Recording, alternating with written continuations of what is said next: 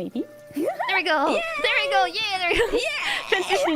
The bubble transition is cute. Did it take a little? It's so cute. The bubble blowing. Oh my god. Yes, one day maybe camels will catch the bubbles. If not, they will be stuck in a constant bubble chasing loop. better run fast, camels. Yeah, the loop might be there for a while. At least one of the other loops is like eternal cookie eating, so it balances out. You know, you get your exercise and then you get your treat of a cookie. Yeah. It's a balance. It's a balance. You're completely right. Gotta exercise for the cookies. Exactly. You can't get the treat for free, you know. Yeah, not free.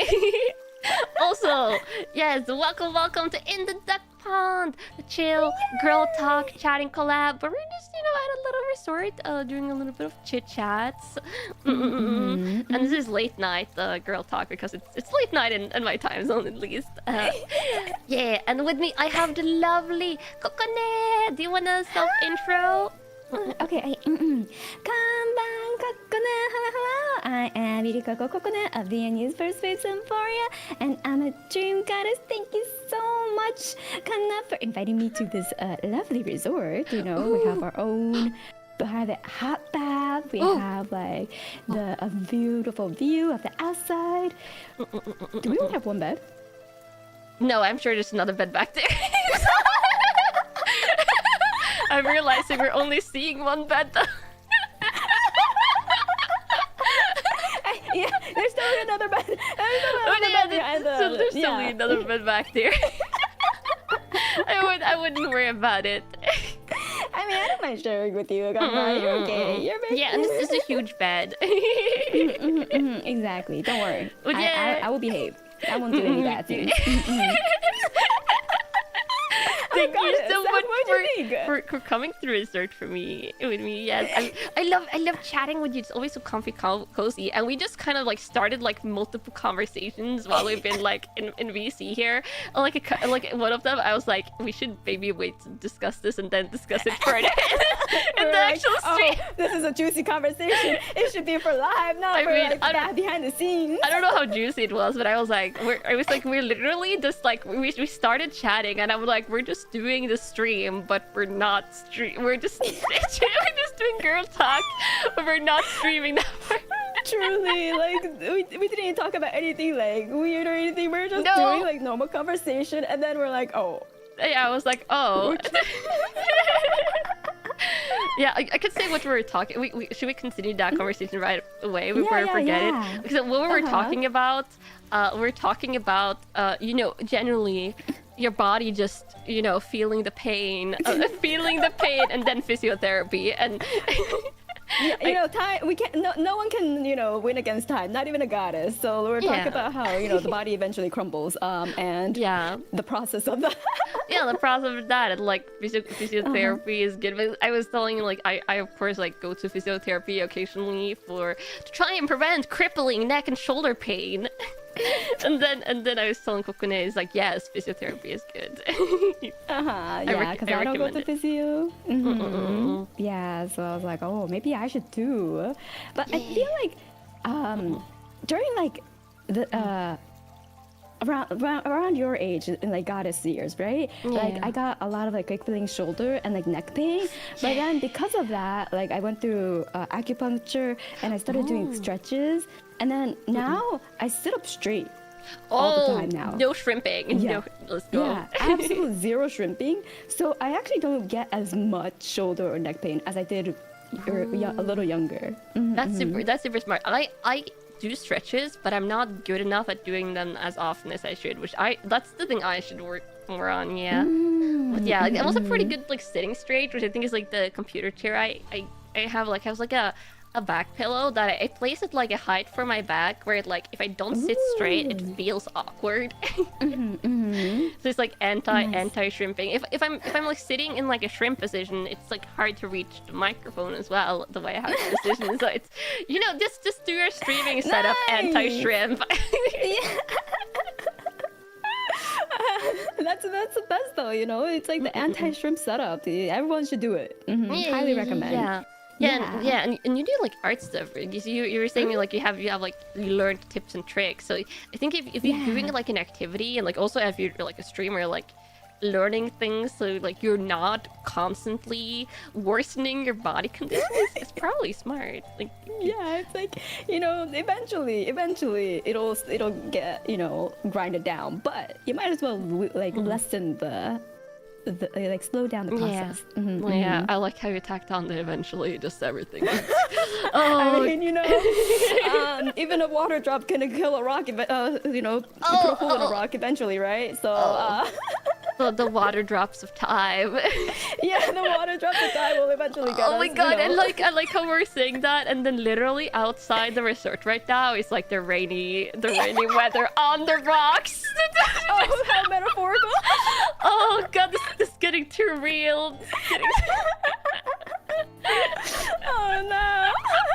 The world telling us a message. It's just the world. It's like we're saying these things ourselves, but it's our environment just trying to tell us something. Maybe they're it's just agreeing with us, you know. Maybe they're sharing the pain with us. Yeah, and to be fair, I think like most of the times where I've ever gotten like crippling pain, it has been like you're like doing something like trying to lift something, and then like your back just goes like Have you ever thrown out your back before though? In my early 20s.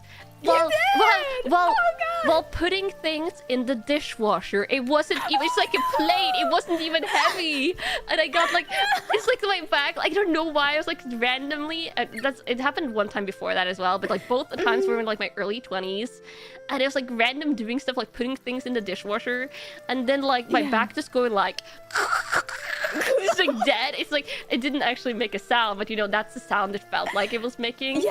And it's like that type of back pain where like for 2-3 days, or at least for the worst days, I could not walk upright. I'm not kidding. It's like it's so bad. Have you had it? Like, have you had know it? How, like oh sorry, go ahead. Have you had it? I had it once. Oh yeah. And it was when I was building an IKEA furniture. Oh, not the IKEA. And I refused to like topple the IKEA furniture over in a way that'll be easier to screw the nail. So I was contorting my body and screwing upwards. I mean, screwing on the nail upward. You know. Yeah. Anyways, and then I felt my back just immediately give out, and I just like crumbled into the floor, just like. Yeah, it's so sudden, right? That's the scary part about that. Like, it just happened like split second. Yeah. It's just like instant. There's no warning besides like maybe this position isn't the best, and then you're just like it's like a string snaps.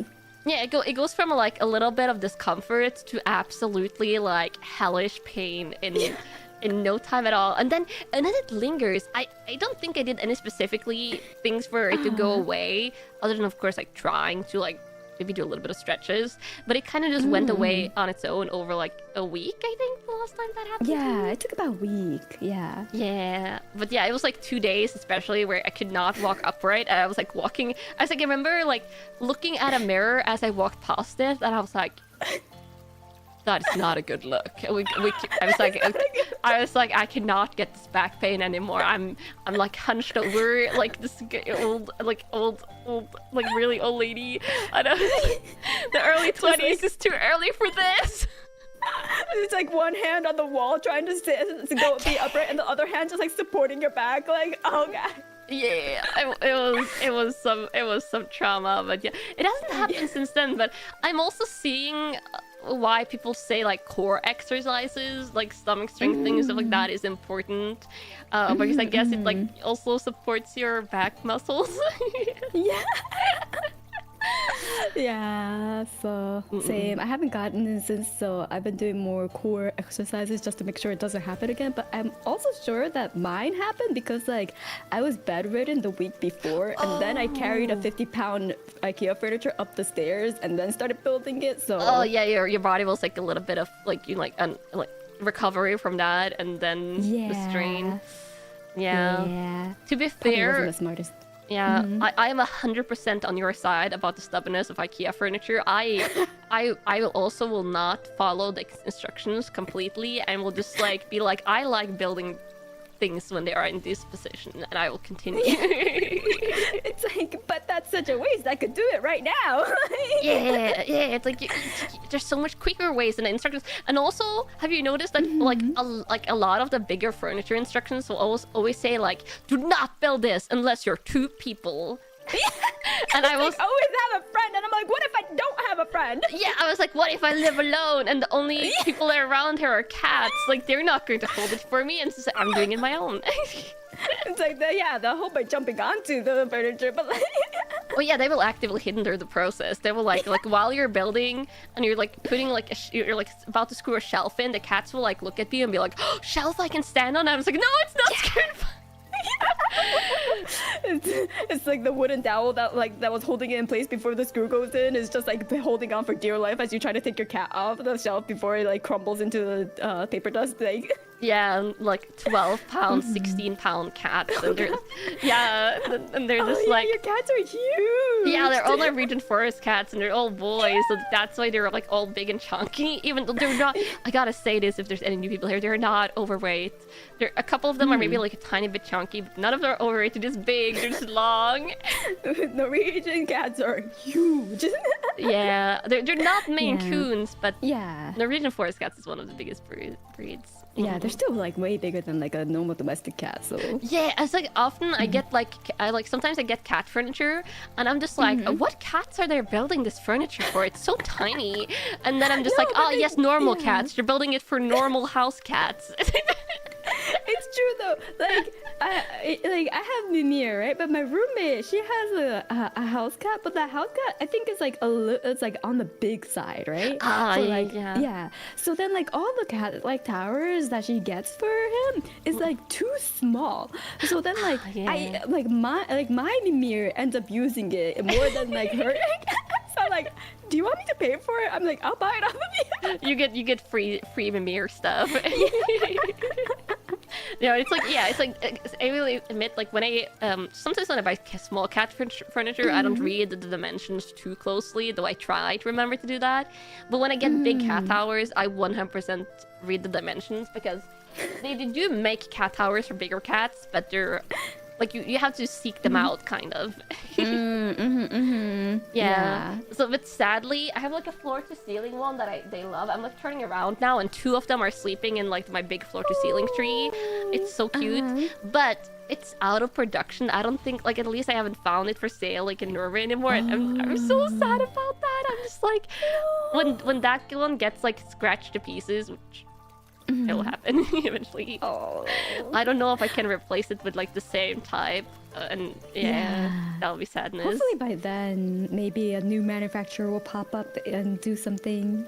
Oh yeah, I hope so. I hope so. It was like a Danish brand as well, and like then you know it's like a small one, because if it was like like a big, like, I don't know, German brand or like American brand, then it's like probably much larger scale. But so that is the way, and also like, so much cat furniture. Have you seen like those like cat shelves you can like screw on your walls and make like walkways and stuff? Yeah.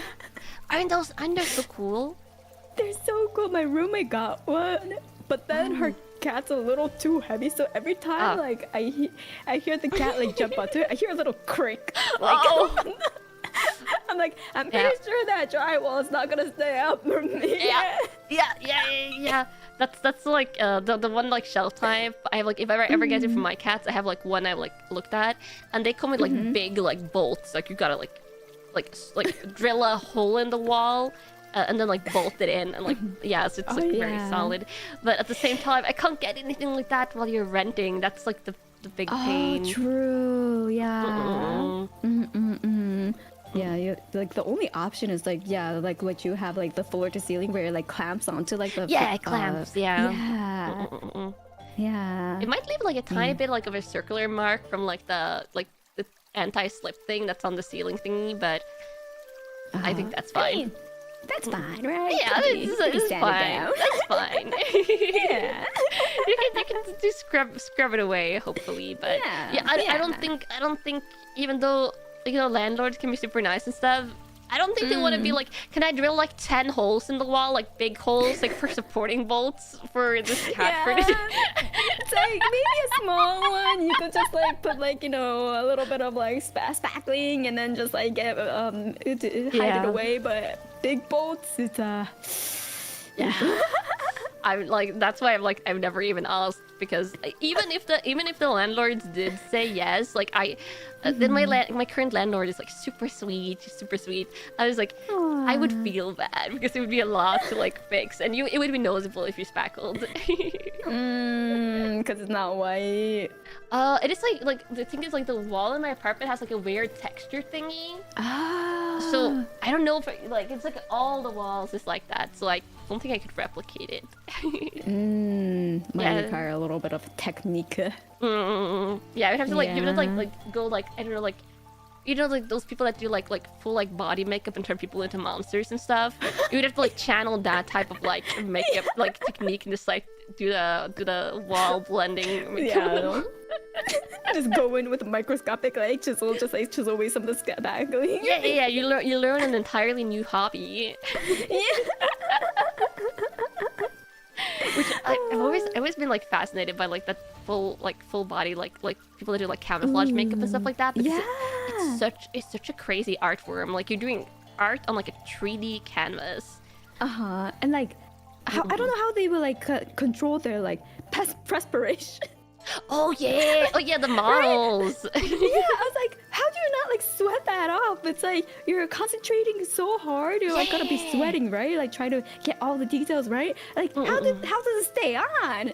Yeah, and like and like the people like where the artist and the model is separate. Like sometimes the models will hold like crazy poses. I don't know if you've seen. There's like an American like reality show. Have you seen it? Like there's like where they compete in like the body paint thingy. Oh no, I haven't. Oh, it's super fun. I haven't watched the later seasons, but there's at least 2 or 3 seasons. And yeah, I think maybe you would like it since you like art stuff. And they do like sometimes they will do like episodes where they're like, oh, you have to turn like the content like the canvases, which are people, into monsters. Or like it'll be like a fantasy creature, or we have to like blend them into a wall. And those I love the wall blending channels. Or like not necessarily wall, but I will like I know there's one where they like took them to a toy store, and they had to choose a section of the toy store where the models would pose and then like blend them into. It was insane. Like some people did a really good job. Yeah, and that's why I remember like some people chose like crazy poses.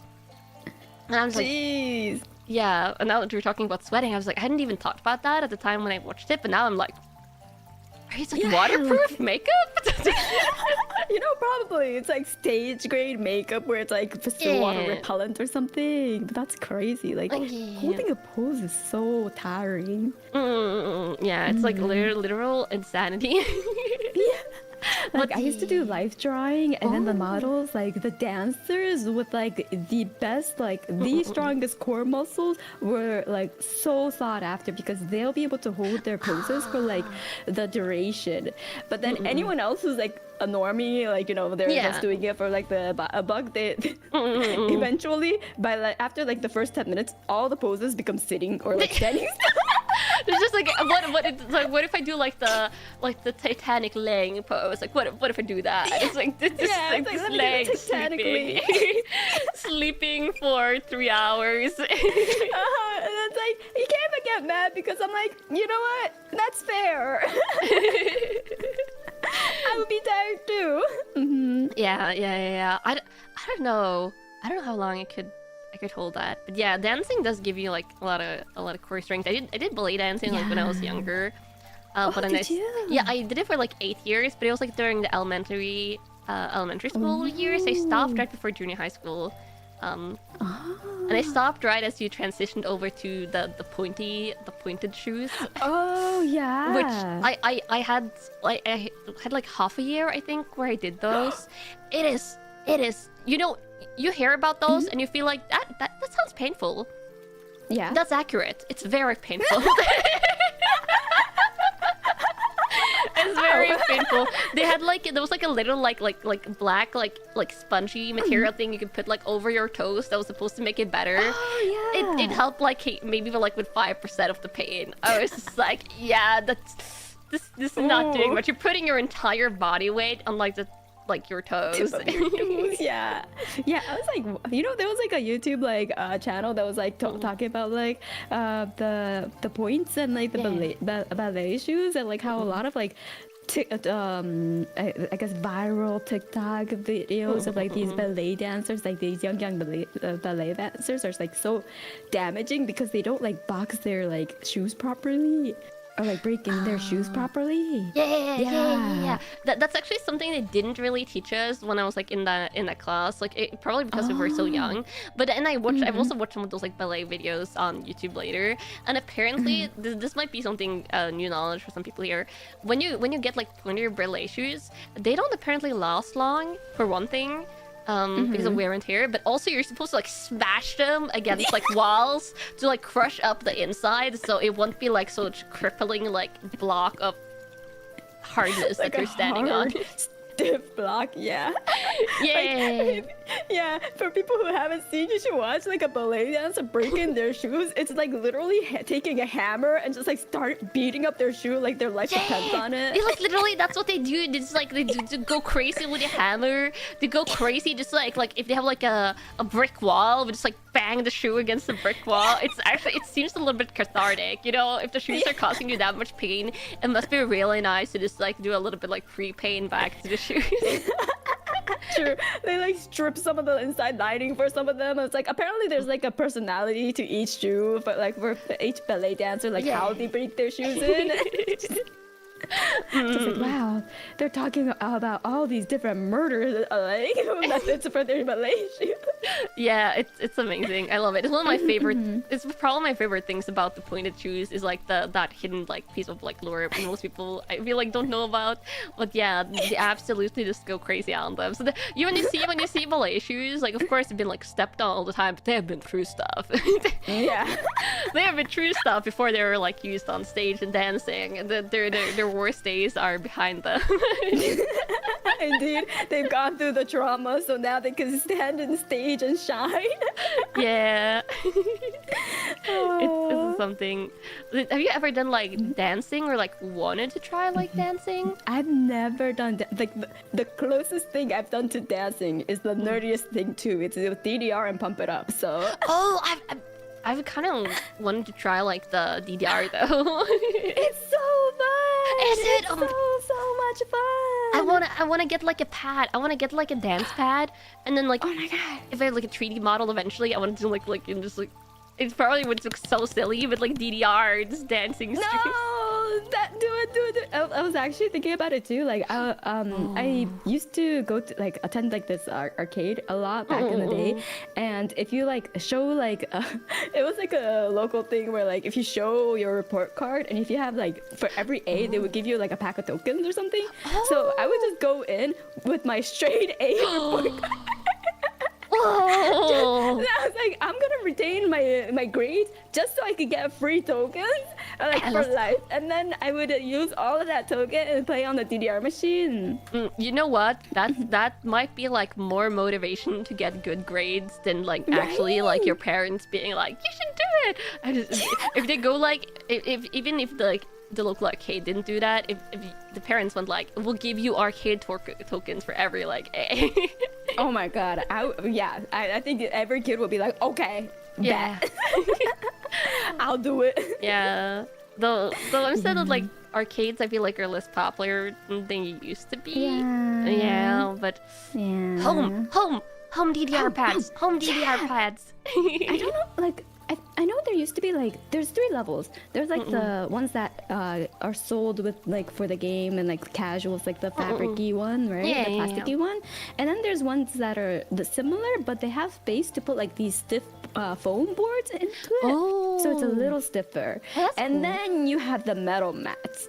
The metal mats, there's a few brands that are like really good, like Kobo or like there's this other brand that's really good, and then but they're always sold out. Oh, the demand is too high. Always sold out because the demand is so high and like the production is so small. Like I was trying to look for it. recently because I wanted to do it too. Oh, you should. We should both do it. We should both do We it. should post it. If I ever see one on sale and it's in stock, I will send it to you. Did you need to send it? Yeah, just send me a link to where you can find it. Yeah. I just want to buy it, but it's all sold out. And like, do you know? There's this like. Wait, what was it called? Step Mania? Step Mania? yeah, Step Mania, Yeah. Apparently, they make their own machines too now. Oh. So it's like a whole arcade, like, cabinet, like, machine that they make. And then, those are always sold out too. Ooh. Wait, Cobalt Fluxes no longer exist? No, like I said, no! Are No wonder it's sold out. They're the ones that made the metal, like the metal things. Yeah, there's a new brand, but I don't remember the name of the new brand that is popular these days. Hopefully they keep on making pads. Hopefully. Yeah. And like honestly, I think it's also like great for VTubers because you can have fun on stream and then also exercise at the same time. Right. Yeah. We need all like the excuse we can get to like have fun and exercise. Yeah. Which like honestly, like I like yoga and Pilates and stuff like that as like home exercise, but it's so like, especially because I love streaming so much, it's like hard to find the time. Right. So I said to my chat is like, if I get a 3D model, I'm probably going to try and start to do like a weekly like Sunday morning or like Saturday morning like yoga or like exercising stream just with like silly 3D. Yeah, because like I don't like people don't understand like it takes so much time because if you want to get a good exercise in, you have to consider warm up, the actual exercise, the cool down, and then obviously you have to shower. Don't be stinky. Yeah, right? do not be stinky. Yeah, I cannot exercise without like showering afterwards. Like if you get any like if you just do a little bit shoulder stretches, neck stretches, obviously you're not going to get sweaty. But if you do like a full yoga, a full like Pilates especially, is like no. That it doesn't feel good to be sweaty. Yeah, and like you can't do it right after eating too, right? So you have to like pat it like, right after eating, and then you have to do that. So it's so hard to figure out what time of day to do it. So then you're just like, well, today I have 9 to 5, so I do my 9 to 5, come home, eat, and then I have to stream. But then I'm like, wait, I can't do my exercise right between eating and streaming because I just ate. So then. And you would have time to shower, and then like after streaming it might be too late, and you don't want to have like wet hair when you're going to bed, and so I'm like, it has to be on a day I don't stream. Yeah, and if you stream every day, then you have an issue. So that's why it's like for me to exercise consistently, I will just have to like figure out a way to incorporate it into streaming. Yeah, exactly. And DDR is a perfect way, and then you're also kind of like gamifying it. Yeah. Oh man, DDR is so much fun. I bet you would love it. Yeah, I think so. It probably is like, I'm assuming it's a learning curve, but when you get into it, you get maybe a little bit of muscle memory. It becomes 100% muscle memory because like I wouldn't even register the arrows at that point. My body reacts to the arrows. Ooh. So like you start seeing the arrows as patterns more so than like actual arrows, and then your feet will remember that pattern. Oh yeah, I don't. It was like in university. There was a time I played like Osu a lot. Like the main mode of Osu, and like that happened like occasionally with like click patterns. Like there would be like combinations where you just like your fingers, so we do like it's not even sometimes registering the rhythm of the song. You're just kind of like doing the click pattern you see. Exactly. Yeah. So I think if you've done Osu, you'll pick up DDR I think pretty quickly. The only bad part is I think the most DDR like mode in Osu is like the Osu Mania, like the piano, style mode, and that's my worst one. I'm so bad. I can't do the easy maps. Oh no! Yeah. It's real bad. It's real bad. It's been years since I tried, but I got like traumatized by those easy maps, and I was like, I guess I play the other modes. You could. Wait, I was like, is there an arrow type game, rhythm game that I know of? I don't know. It's probably different with your feet, hopefully. Yeah, just a bit. And yeah, also, yeah, that made a good point. There is Ring Fit, which I guess a lot of YouTubers do. But have you ever done Ring Fit? Actually, I have. Oh, you have? I went up to like level 28, I think, 30 something. Yeah. But like, the problem with that is like you have to go through a whole map, and then like doing 2 is fine, but then 3, I'm like, okay, that's taking a lot of time, and then like it's not consistent as consistent as DDR, so it doesn't feel like as efficient of an exercise, if that makes sense. You want some kind of like a good flow. If the exercise doesn't have a good flow, then it doesn't feel as good if you're like stopping and starting and stopping and starting. Yeah, no, I so totally it get doesn't feel that. like a good enough flow for me personally. Yeah. Yeah. I've never tried Ring Fit, but it look, I don't know. It doesn't look like my favorite type of like exercise. Yeah. Yeah, I think I do prefer like the Pilates. Like I think also like the more like dancey. I think I've only done Zumba a couple of times, but I think I would rather do Zumba. You know, like the high like intensity like dance routines. Yeah. Like high intensity cardio. Like you can't really do that with like Ring Fit, because like the most you're gonna be doing is like running during the stages, and then the stages is like muscle like core like the muscle moves. exercises, which is fine. But then I end up doing the ones that I like, which are like leg exercises and core exercises, and I try to avoid arm as much as possible. Yeah, I'm not a big fan of arm strength exercises myself. Yeah, exactly. The strong legs, and then the slightly weaker arms. Oh my god, my legs can lift. Yes, do you even lift? Do you even lift with your legs? With your legs, yes, that's just what you lift with. I think to like see the you know the Miku's boxing. Oh wait, I saw on the that. Wii? Yeah, I've been curious about it, but I haven't gotten around to like buying it. But maybe I will soon. Yeah, and see how it goes. You gotta let me know what you think about it then, because I've actually thought about those type of things, because there was like a dancing one where you're like you would follow the arm movement. I remember like way back, and I did that at a friend's house, and that actually was fun. Where there's like you know, there's like a camera. Dancing? Yeah, it was like a camera where like you would follow the arm movements like in rhythm, I think. I remember it was like around the SingStar era. Yeah. Yeah, I've never got to try that out, but since I have a Switch, I should probably try the Rico boxing one. Yeah, and they did recently confirm that whenever they do like Switch 2 or whatever the next one thing after the Switch is, that any like game you have will be playable on like the new system. So that's reassuring for like buying more games for the Switch. Yeah. That is very, very reassuring, because you know that's not always the case. Yeah, it's not. It's like you want it to be the case, but not always. I mean, we had like the Switch and the Wii didn't go that way, but I think that's pretty much like a confirmation that like the next console will be like a Switch 2.0. I'm assuming. Yeah, I mean, like it doesn't make sense to like not do that because of how successful the Switch is, and it's just like the direction gaming is going anyways, where you can't compete with a PC as a console, right? Because like the PC will always be like the better console essentially. Now everyone the PlayStation 5 is like the PlayStation has like I feel like the second spot after PC, like pretty nailed down for like heavy consoles. Yeah, and like the PlayStation has like its downsides of like it's like it's you know stationary like gaming platform, but you need like a PS Network account and like subscription just to play online with friends. It's like you don't have to do that with PC, so there's so much like so it just makes sense to stay as like a more beefy portable device. Yeah, like I feel like the Switch has like the portable lockdown. It's like of course there's like other stuff like Steam Deck and things now, but if you like the console gaming, then you're going to stick with the Switch. I feel like as long as they don't mess up the next console, like as long as they have a lot of. I feel like Nintendo has a lot of trust when it comes to consoles, like the Switch console. Like their one fuck up was the Wii U, but you know. They learn from that, you know.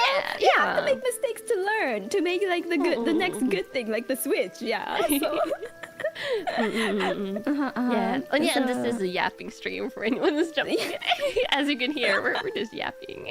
We're just yapping about a bunch of different conversations. Oh yeah, and GPUs are crazy expensive now. Like it's not easy to build crazy gaming PCs. I mean like there's like the whole you know farming thing that like hiked up the GPU prices. And then like that crashed a little bit, and then the people started selling those GPUs that were used for mining, so it went down a little bit. But like overall, the components are still very expensive, like highly sought after and like limited. So yeah, the supply for making those components are limited. So I don't see the price going down too much. But at least like a lot of pre-built computers are using those GPUs that were used and like resold. So they're a little bit more affordable, and like it's now better to like sometimes buy a pre-built than build your own, depending. Yeah, I honestly I bought a pre-built because I'm afraid I would mess something up if I tried building it. You won't. Building a PC is easy. Oh, have you built yours? You built yours? I always build my PCs. Oh, let's go! That's so cool. That's actually like genuinely super cool. Do you do like the high tier cable management as well? No. No. I will say that was a good thing about my new PC is like I bought them from like a specialist place that like only makes like pre-builts, and you can like change out the parts. You can basically like customize it whatever you want. Like if you went into like the fan section when you were ordering it, you could choose from like 10 different fans or something like that. Ooh, yeah. But so that was really nice, and the cable management inside of it is probably the most spotless I've ever had in like a pre-built PC. But yes. God, that's so impressive. Oh no! Anyone who could do cable management to me is very impressive. Me, I just like shove the cables in a place you don't see, and then I just don't think about it. Yeah, I mean that works if you're not seeing it. Also, like, how do you have your PC placed? Like, do you have like a glass like case on one side to see like, inside? So like the tower I have, you basically have like this board where you put like you tack on your motherboard, right? And then there's a space behind that board in between like the tower wall and the thing that's holding up the motherboard. So you just shove all your cables within that like nook. Oh my god. So then no one will ever see it, including you. Even if the other side is glass, you will never see those cables. That's kind of nice. Yeah. The bad thing for me is that because I like, of course, VTubing and streaming, I like you change out like USB cables all the time, and because I have like the internal capture card and I use the PlayStation and sometimes the Switch, I change out the HDMI cables. I want to have like constant access to the back of it. So what I did is I have like a PC case that has like a fancy glass window. But I can never see the inside because it's facing the wall. The back of the PC is facing me. I just look at it over now and just see like all the cables sticking out for it. I know. I was like, the dream is like, of course, like eventually to have like your own like custom like PC case, right? Like as like merch. That's like a big like dream merch. But I'm just like, if I ever get one, I would maybe have to do something about my setup, or like ask them to also put a design on the back side, like please, so I can see it myself. Although like I completely understand, like I just what I did was basically I have a ultra wide monitor, and that has a USB hub, so like basically whichever USBs that I need to switch out often is through there. And then everything else that I won't touch is like directly connected to my PC, so then that way I can still see some RGB of my PC. You get the RGB, and if you built it yourself, then it's very satisfactory RGB. You can like look over it and be like, I did that. Yeah, I like even color tinted it to be more purple, so it's like my PC, you know? Yeah. No, I love that. That's so sweet.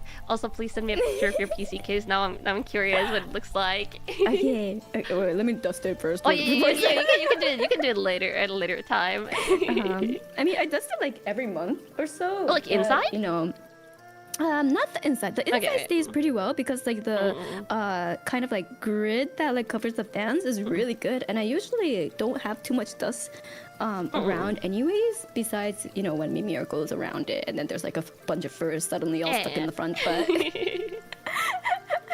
yeah, the inside is still pretty spotless. Yeah, I just have to wipe down the front and like the top a little bit from fur. Oh yeah, I feel that. I always sometimes get a little bit fur stuck on the outside, but it's a pretty inaccessible corner, so the cats don't really, because I'm like, I have my PC set up like in the corner of my living room, and the PC is like in the corner part, so it's like way in where they don't go. So I had my last PC for like 2 years, I think, and I got my new PC like some months ago. And I told Kamals, I was like, yeah, I never dusted the inside of the last PC, and I haven't seen the inside because the glass side is facing the walls. I was like, I have no idea the condition on the inside, but I guess we'll find out when I switch out, because I have the internal capture cards. I had to take it out of the old PC and put it into the new. And actually, I don't think I've showed the pictures to the Kamals, but it was basically spotless. I was like, whoa! I was like, I didn't expect that. I guess, as you say, like the filters and stuff for the fans is like pretty good, bro. Like apparently. Yeah. So as long as you keep the filters clean, usually you don't have to open it too often. Yeah. Yeah. Somehow it was clean. It's miraculous. But yeah, also like I hate switching out the internal capture card. I'm just like, I hope I don't break anything. It's like as I push it into the motherboard. As long as you're not pushing it into the wrong slot, you don't have to worry too much. Yeah, but like the one that's like gets a little bit like iffy is probably the graphics card, because the graphics card is so big compared to like the pins, like the socket you like put it into. Like if you kind of like jam it in and like drop it or something, like, you know, accidentally jam it like the wrong angle, you can potentially hurt it. But honestly, I haven't done that in all my years building a PC, so yeah. Have you ever gotten the thing where like parts stick together? Because I've seen pictures of that all online all the time. And like parts stick together? Yeah, it's like I've seen like people that get like they're trying to like disassemble parts, and I think it's like, is it like the CPU and like the coolers and like where the pins, the thermal paste. Feels like where the pins will be like stuck together or stuff like that, and people are like, what do I do? And like always I see comments like, you like heat it up to like get it to expand, and so it'll like can pull them apart. I don't know. I've seen that, and it's like that terrifies me. So like for the like the CPU, when you put it onto like the motherboard, right? You have to make sure that all the pins are like straight, right? No bent pins before you put it in, and then like you have to put a little dab of like thermal paste so it doesn't overheat. And I guess a lot of people put way too much of thermal paste. And or like, you know, way too little, and I know that causes a lot of issue. I think like if it gets stuck, it's probably too little. Yeah, maybe. Potentially. Maybe. Yeah. But then like if you follow the direction, put like a what was it, dime size or so, it's just you're okay. Yeah. Okay, I feel like you'll be so good at teaching PC building for dummies. You're explaining it so well. And like honestly, the motherboard labels everything. Oh, okay. Like it actually does. Like if you look at it carefully, it does actually label everything of where each part has to go to. So like if you ever get lost, you just look at the motherboard and you just read it. Or just read. You can just read. Though I feel like VTubers don't always read when they probably should. You know, a lot of people don't read. It's like a majority don't read these days, so it's okay. It's not just VTubers. Yeah, it's okay. It's not exclusive to VTubers. Yeah. You're completely right about that. It's like even me with my glasses, sometimes when I play a game and it's like, am I blind? Am I literally blind? It's like you're supposed to see something, it's like right in front of you and you cannot see it.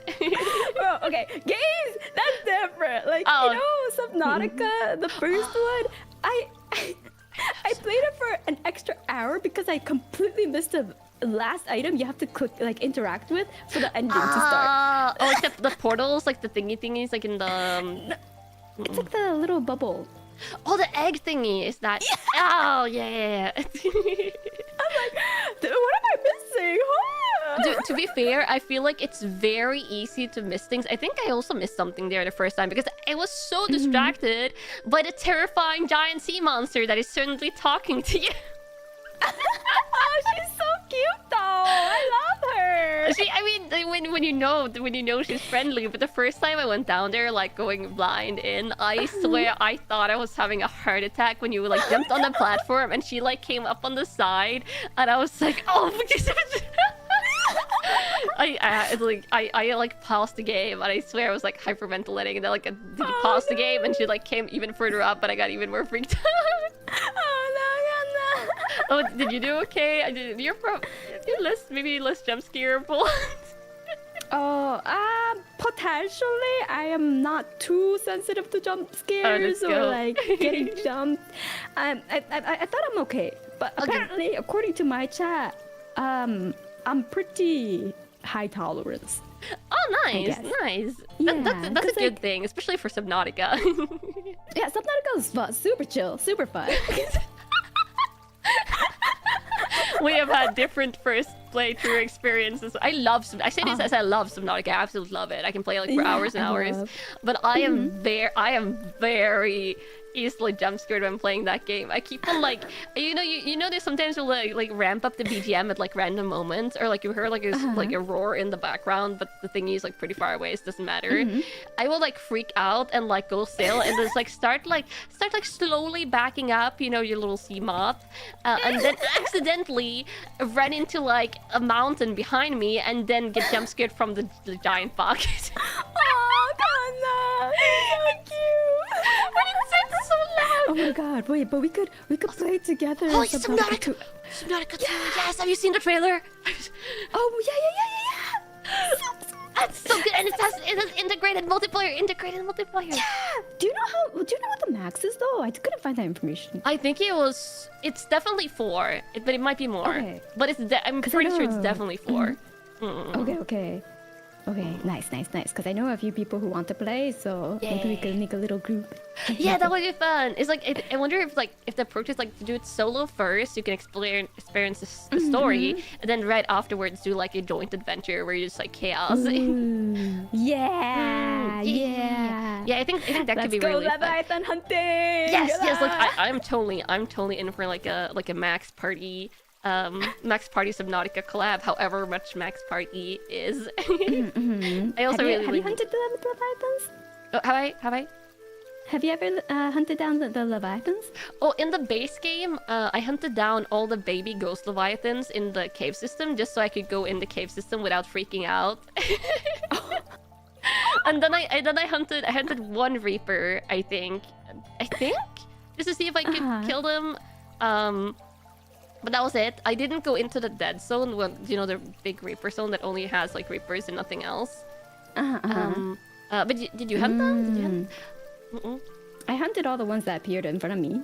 But I didn't hunt the ghost Leviathans because they're little babies. I took out the babies when you were hunting them. Wait, did you hunt the fire Leviathans in the fire zone? Yeah, I just like passed through them. Oh my god! Yes, if we play together, you can protect me. Did you see the new the new octopus or like that showed off in the Subnautica 2 trailer? I was like, that looks terrifying. I'm so excited. I love krakens.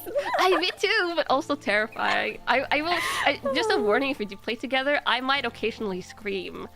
And I'll be like, I'll protect you, Kanna. Yes, go, protect me. Yeah. I will say, have you played Subnautica Below Zero? I'm playing that right now, actually. You are? Wait, how far have you gotten? Like, what Leviathans have you seen? I played two like streams, and I got in the sea truck fully decked out, and then I played a bit offline, like to like just grind materials. But I actually have the prawn suit made, as well as the sea truck like station and like the moon base. So I'm pretty decked now. Oh yeah, but like Leviathan lice, like how many have you seen? Like, because I've only seen one. Oh, which one? I need to make the fish-looking one. Oh, the lobster. I think so. Was it red? Was he red? Yeah. Oh yeah, that's the lobster. He kind of looks like a giant like lobster, like scary lobster. I haven't gotten close to it because like I want my stasis rifle to like. Oh, there's no stasis rifle. Oh shoot, there is no. Oh no. There's no stasis rifle. But there is. Do you want to tell me what you can do? You can't. They make it. It's probably way harder to kill it in this one because there's no stasis rifle. But do you want to know how to like get him to back off? Oh, but like, what if I want him to come to me? Oh, you can probably still try and kill them, but the prawn suit is the prawn suit is better. Yeah. That's how I killed. I'm not going to tell you what it was, but there's a late game Leviathan that I managed to kill. And like when you start damaging them to a degree, they'll start like trying to run away. Like it happens in the base game as well. But the thing is, like, they will run away and I think then attack you again. But mine tried to run away while I was like latched on with the grappling hook. And then he got stuck in a K-wall, so I got a free kill because he couldn't get out of it. That's the only thing I killed in the below zero though. Oh. Yeah. Okay. Yeah. I don't have the grappling hook yet, so it'll probably be a little bit tricky to beat the Leviathans at the moment. I do have like the drill arm. Yeah. Yeah, you're going to have to approach the red ones at some point in one area, because they're going to be guarding something you might need. I don't want to spoil too much, but you're going to have to deal with those. They're terrifying when they're attacking you. I did get attacked by one a few times. Like, have you seen their mouths? Yeah, it's so cool. Oh god, it's like I'm like, ooh, feisty. Yeah, I went into creative mode. Like I made a creative mode save in Subnautica Below Zero because then you can like make your base like however long you want because you have infinite like material, you know. So I made my base. It's really fun because then you can like make your base and like make like glass tunnels and like rooms that extend into like the territory where they swim around. So I made one in the territory of one of those red leviathans, and he kept on clipping into my base and absolutely jump scaring me with his like giant mouth, like literally like clipping through the room. And I would get so freaked out even though it was creative mode and you could literally not die, but it was hilarious. But like, does it like damage your base at all? Actually, no. I don't think they basically it never got damaged, and he was attacking quite a bit. But yeah, I highly recommend like trying out this like Subnautica or Subnautica Below Zero in creative mode and just like building a base and like exploring stuff where you usually wouldn't have like resources to build or explore. It's pretty fun. It's pretty fun. You know, I might do that because like while I was like trying to balance the. So on my current run, while I was trying to balance the audio, you know, like if you click on the custom game state thing, it shows up a pop-up button, and then I was like trying to click out of it, but I accidentally pressed yes, so then I don't get achievements anymore, and I'm like, wait, what? And I was like, wait, how do I undo this? And then I couldn't, and I was like, oh. That's depression. That's depression. I mean, I set it all to like, I was like reset to default just in case I pressed anything, but I was like, well, yeah. Well, yeah. Guess I'll go crazy, but at the very end. Yeah. No, actually, I know a lot of people like prefer. I think for like the unknownness, people like Subnautica better and like the pace of the story, but actually really also like Subnautica Below Zero, and it looks so cool. It looks so cool. So I hope you enjoy it as well. And the story is like very different from the base game. I'm not gonna tell you how, but I like the one of the ending choices you can take. Oh, there's choices. Yeah, I think so. At least I think. Yeah, I think so. But yeah, it's really cool. It's pretty cool. I kind of want like a follow-up. That's the only thing I don't like. Is like it's a little bit open-ended. The way it ends. Like the first game also kind of ends a little bit open-ended, but then in the second game you learn what happened, like crippling depth or that or something. About that. I was like, well, I used a lot of diamonds, so yeah, I bet. Yeah, they're like all those diamonds you found. They were the property of the company, and the submarine that you found and maybe got eaten by a reaper. That was also the company's, and yeah. Wait, you know what's funny? The first game, like, you know how you're able to like send off an item to like the next like a person. Oh yeah, like the time capsules. Yeah. I didn't know what the time capsule was for, so then I just put in like the most end game item. Oh my god! I forgot which one I put, but I put like a singular item that's like the most end game item, and then I was like, yeah, sure, wait, that's for, you know, I don't know what this time capsule is for, and then they're like, you just better run of like one singular person, whoever finds that capsule. Oh, let's go. But I love it. And I also love you can put like screenshots in there. Because I keep on taking screenshots when I get jump scared sometimes, because the jump scare and like the menu buttons, like move buttons, are close to the screenshot buttons. At least you play on controller. This is like fun when people put screenshots in there. Say, I think I left like screenshots and like maybe some items in mine. That's actually how I got my first like stasis rifle in the first game. I think I found one in like a time capsule. Because I didn't have the recipe. I found a time capsule. Yeah, I didn't have a recipe for a long time, but I had the stasis rifle because I found it. Oh my god, that's so nice! Wow. Yeah, I didn't know it was from players at first. I was like, whoa, stasis rifle capsule. This is nice. So good. Damn. Yeah, and did you see like the devs started dropping like teaser images for Subnautica 2 in time capsules in the base game before they dropped the trailer? Yeah, there was like a period where they did that. There was a couple of like blurry like screenshots and stuff like that circulating that was put in by the devs, which I thought that was so sneaky. That's so sneaky. That's so genius. Yeah, and also kind of like for worrying the current player base of the game, being like, yeah, you're still playing our games like this many years after. This is a little bit sweet, Aww. I love that. The devs having fun with their own games. That's the best, you know? Yeah. And it's going to be exciting when it drops because it's going to be in pre-release. Oh, true. Yeah, it's like they're not going to drop the full release. Actually, that might be a reason to just like do multiplayer from the get-go, because I'm guessing the story won't be finished. Yeah, I guess we'll have to see if like the story is like the unfinished part or like the multiplayer part is the unfinished part. We'll have to see what the pre-release is all about. Yeah, because if the story is finished from the get-go, then you might want to experience that on your own. So you like, because I feel like if you're playing with multiple people and like one person like discovers an integral part of the story, they might be like, I wanted to see that myself first, but yeah, I felt that. Like I played like Baldur's Gate with like a few people, like, and I tried it twice, but I was like, I'm missing everything. Even though I'm playing with different groups and I try to be there for like the ones I missed, I'm still missing everything. Yeah, I actually haven't finished Baldur's Gate. I was like far into the third act when I left off, but I really think it's like a great game to experience like solo for the first time. Yeah. Just because you get to like make all the decisions yourself and like do the direction and yeah. Yeah, I think like I got a little like bummed after like the first two times trying to play with people. So then I didn't pick it up afterwards, but I really should for like as a solo thing. Yeah, and I feel like it's a nice relaxing game to play off stream even, because you can kind of just like stop and start whenever you want. True. Yeah, it's a very chill game. It can be a little bit addicting though. That's the worst part. You're like, one more day, one more battle. Yeah. Oh no. It could be like that. But that's Subnautica as well in a nutshell. You're just like, I'm just going to gather a little bit more titanium. Just a little bit more titanium. I just need like, and I need like another chamber on my base. Yeah, I just need just one more item. And then I was like, oh wait, I'm actually missing this item too. I'll just quickly go there and pick that up. And then it's just like 3 hours later, I was like, yeah, I should save this for stream. Yeah.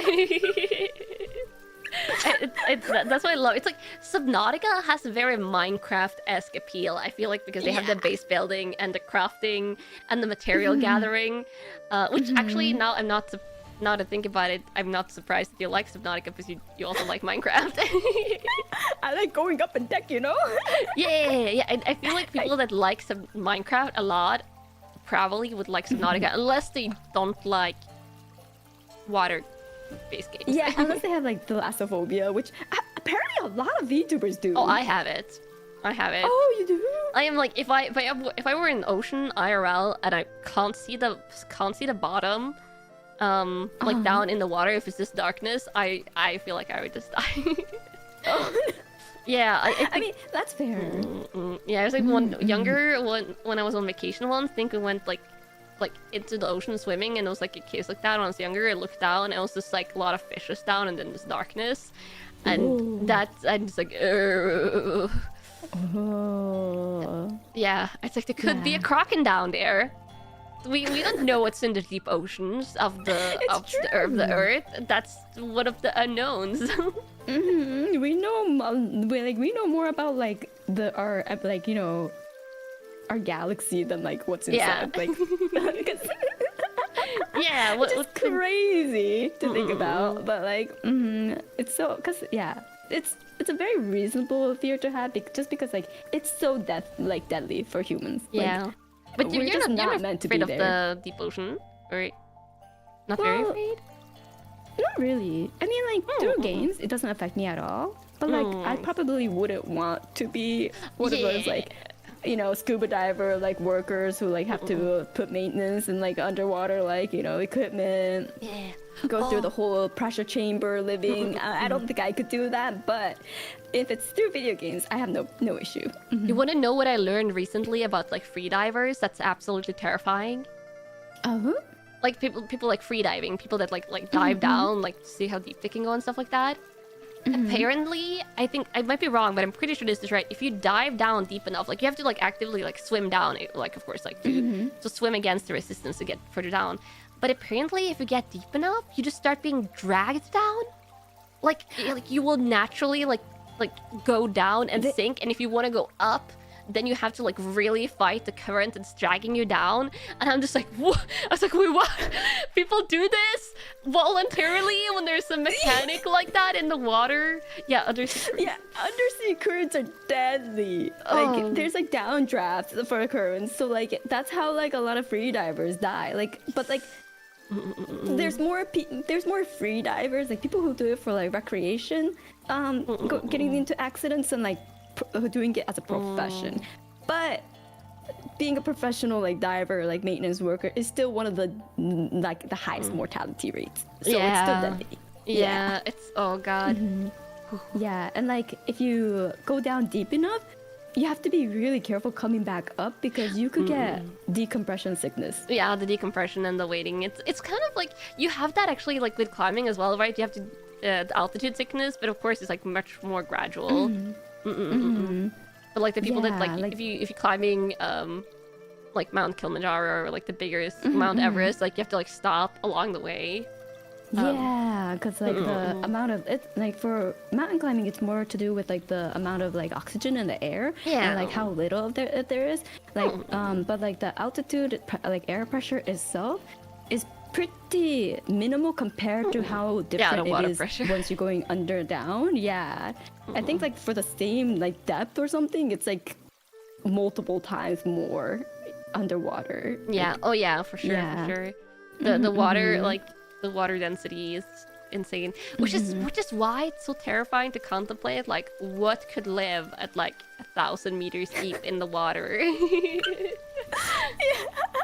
But, like, the anatomy, the science behind it is so crazy. Like, when that you, is like, cool. listen, I like underwater documentaries that go into, like, the deep ocean. I remember younger, like, you know, like, Animal Planet, when you could, like, watch that on TV and stuff. That would also be fun when they do, like the deep water documentary parts. I love those. Now I just want to watch more. I haven't watched animal documentaries in forever, which I think maybe Netflix has some. I should check that out, actually. Ooh, yeah. I usually just, like, watch, like, I guess, like, YouTube versions of, like, the nature documentaries as well. Yeah, like, I find those, like, really fun because they're bite-sized, at least, so then I could just, like, have a playlist while I'm working. And so since I usually do a lot of, like, drawing stuff and, like, so I usually listen to, like, documentaries or, like, podcasts when I do that. Yeah. Oh wait. Speaking of those, have you seen the Pokemon ones that are showed up recently? The like the 3D? Yeah, like the 3D, like the where they do, like, a short like 1, 2, 3 minute videos, and it's like in the style of nature documentaries. There's a couple of different channels that done really good ones. I'm like, oh my god, they really did. It's hilarious, and they're so cute, and, like, sometimes they get so dark. There was, like, a seal one where I was like, oh my god, is it going to be like death and depression? I've only seen, like, the light ones, like the fluffy, cute ones. There was, you should check, like, I think it was Spiel, like the round Spiel, like, yeah, it was like super cute. And I saw, like, seal documentaries. I sent it to my senpai Lottie, who likes seals, and then I continued watching it, and it was, like, got, like, really depressing for a second. I was like, did I just send my seal-loving senpai a really depressing video about seals for her to watch when she wakes up? And then no, it got cute at the end again, and I was like, oh, thank God. Okay.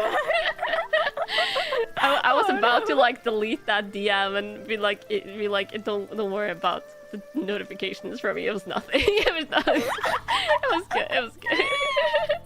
Oh god, is it because like, you know, baby seals have it rough?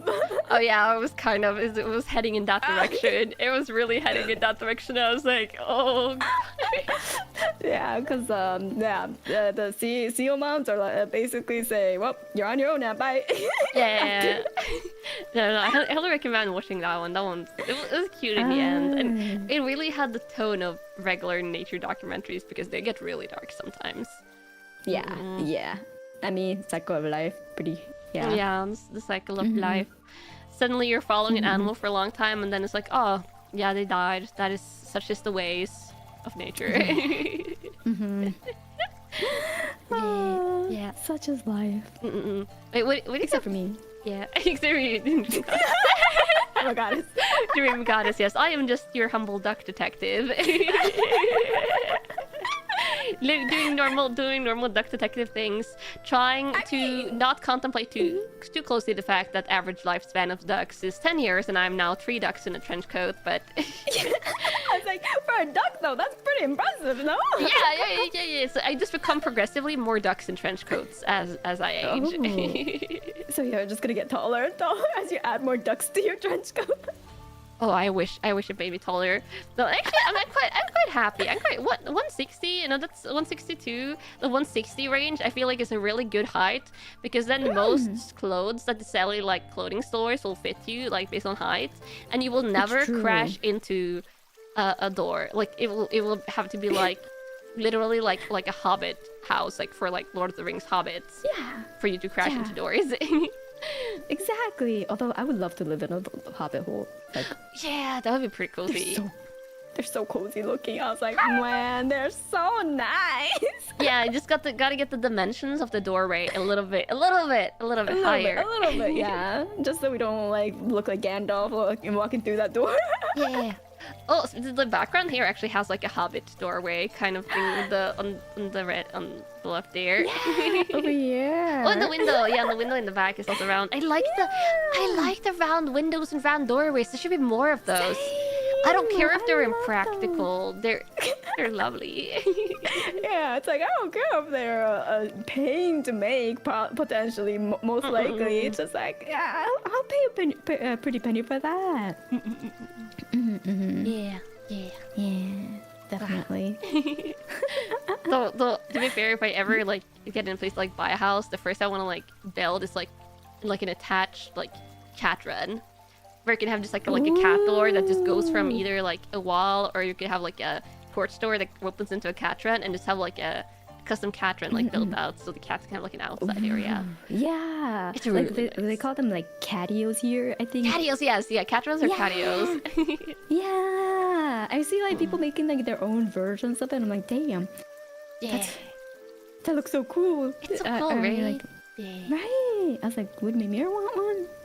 Mimir's pretty tiny.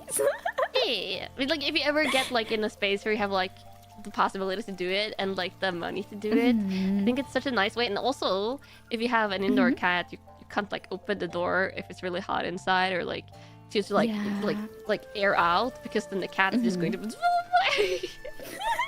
So it's like, yeah, I lived in like an apartment where I had like a makeshift catio, so I could like open the door to like air out at any time, and it was so nice. It was so convenient. Yeah. That is really convenient. Like right now, there's like where I'm at, there's like a bit of like a solarium type of place, like a tiny solarium. Yeah. So then like the roommate's cat loves going out there, and like there's like windows all around like the top part of the windows, so then those gets like opened up, and then there's like a sliding like net door, so then that gets opened up, and then that's how we air. Yeah, it's super nice, but like we can't use it for like most of like half of the year because winter. Oh yeah, winter. Yeah. My last apartment was so bad. It had so many big windows facing the sun, so it got like over 30 degrees Celsius inside. Oh my god. During winter, when it was like -10, -15 outside. And that day I really it was such a nice experience to air out that day, because it was when it was so cold outside, it was so quick. I mean, at least you save on heating. It was like, I feel like even it was like kind of inefficient and badly insulated. So it was it was actually not good. No. But yeah, I hated the insulation and like the heating situation in my old apartment. It was so bad. But the new one where I live now is way better. Oh, that's good. That's good. Yeah, I was like 30 in winter. That's crazy. Yeah, it was like, is that like, it had like giant like floor to ceiling windows, which is like, oh, that's so nice in like a rented apartment, giant floor to ceiling windows. But the way it was facing, it was like the part of the house that got the most sun. Oh my god. Yeah, and because of the insulation and like limited airing out of abilities, it got real bad. And no air condition and no air conditioning. So during summer, it was hell. Oh my god. Wait, do you have air conditioning? A torture chamber? Like... Yeah. Do you have the luxury of air conditioning? I do. Jelly! You don't have an air conditioner in your new apartment No, either? it's Scandinavia. Scandinavia like doesn't portable. believe. They didn't used to believe in air conditions apparently, but not, modern houses are being built with it now. But basically, I feel like if you rent an apartment, it's like maybe a 5 to 2% chance it's going to have an air condition. If not, that no. little? Yeah. It's basically non-existent. I think like UK and a lot of other European places, like especially Northern European, are going to be the same. That's fair. I did hear like a lot of like European places don't have air conditioning. Like here, I think for rental places, like usually they won't have it, but they'll expect you to have like, you know, those like one of those AC units that you stick outside the door, like window. Yeah. So like either that or like the ones that are like more of like the portable AC units where it's like you stick just the vent outside the window so you don't like have like the whole thing and it's like a little machine. Yeah. Luckily, like for me, this office needed an AC unit because it's like it wasn't originally part of the house. So it was built on top, and like built as an addition. So it didn't have quite the same like insulation type or like the airflow, central air that every other place has. So then in winter it's like unlivable. Yeah. So that's why we have there's an AC unit here. Nice, lucky. Yeah, super sweet.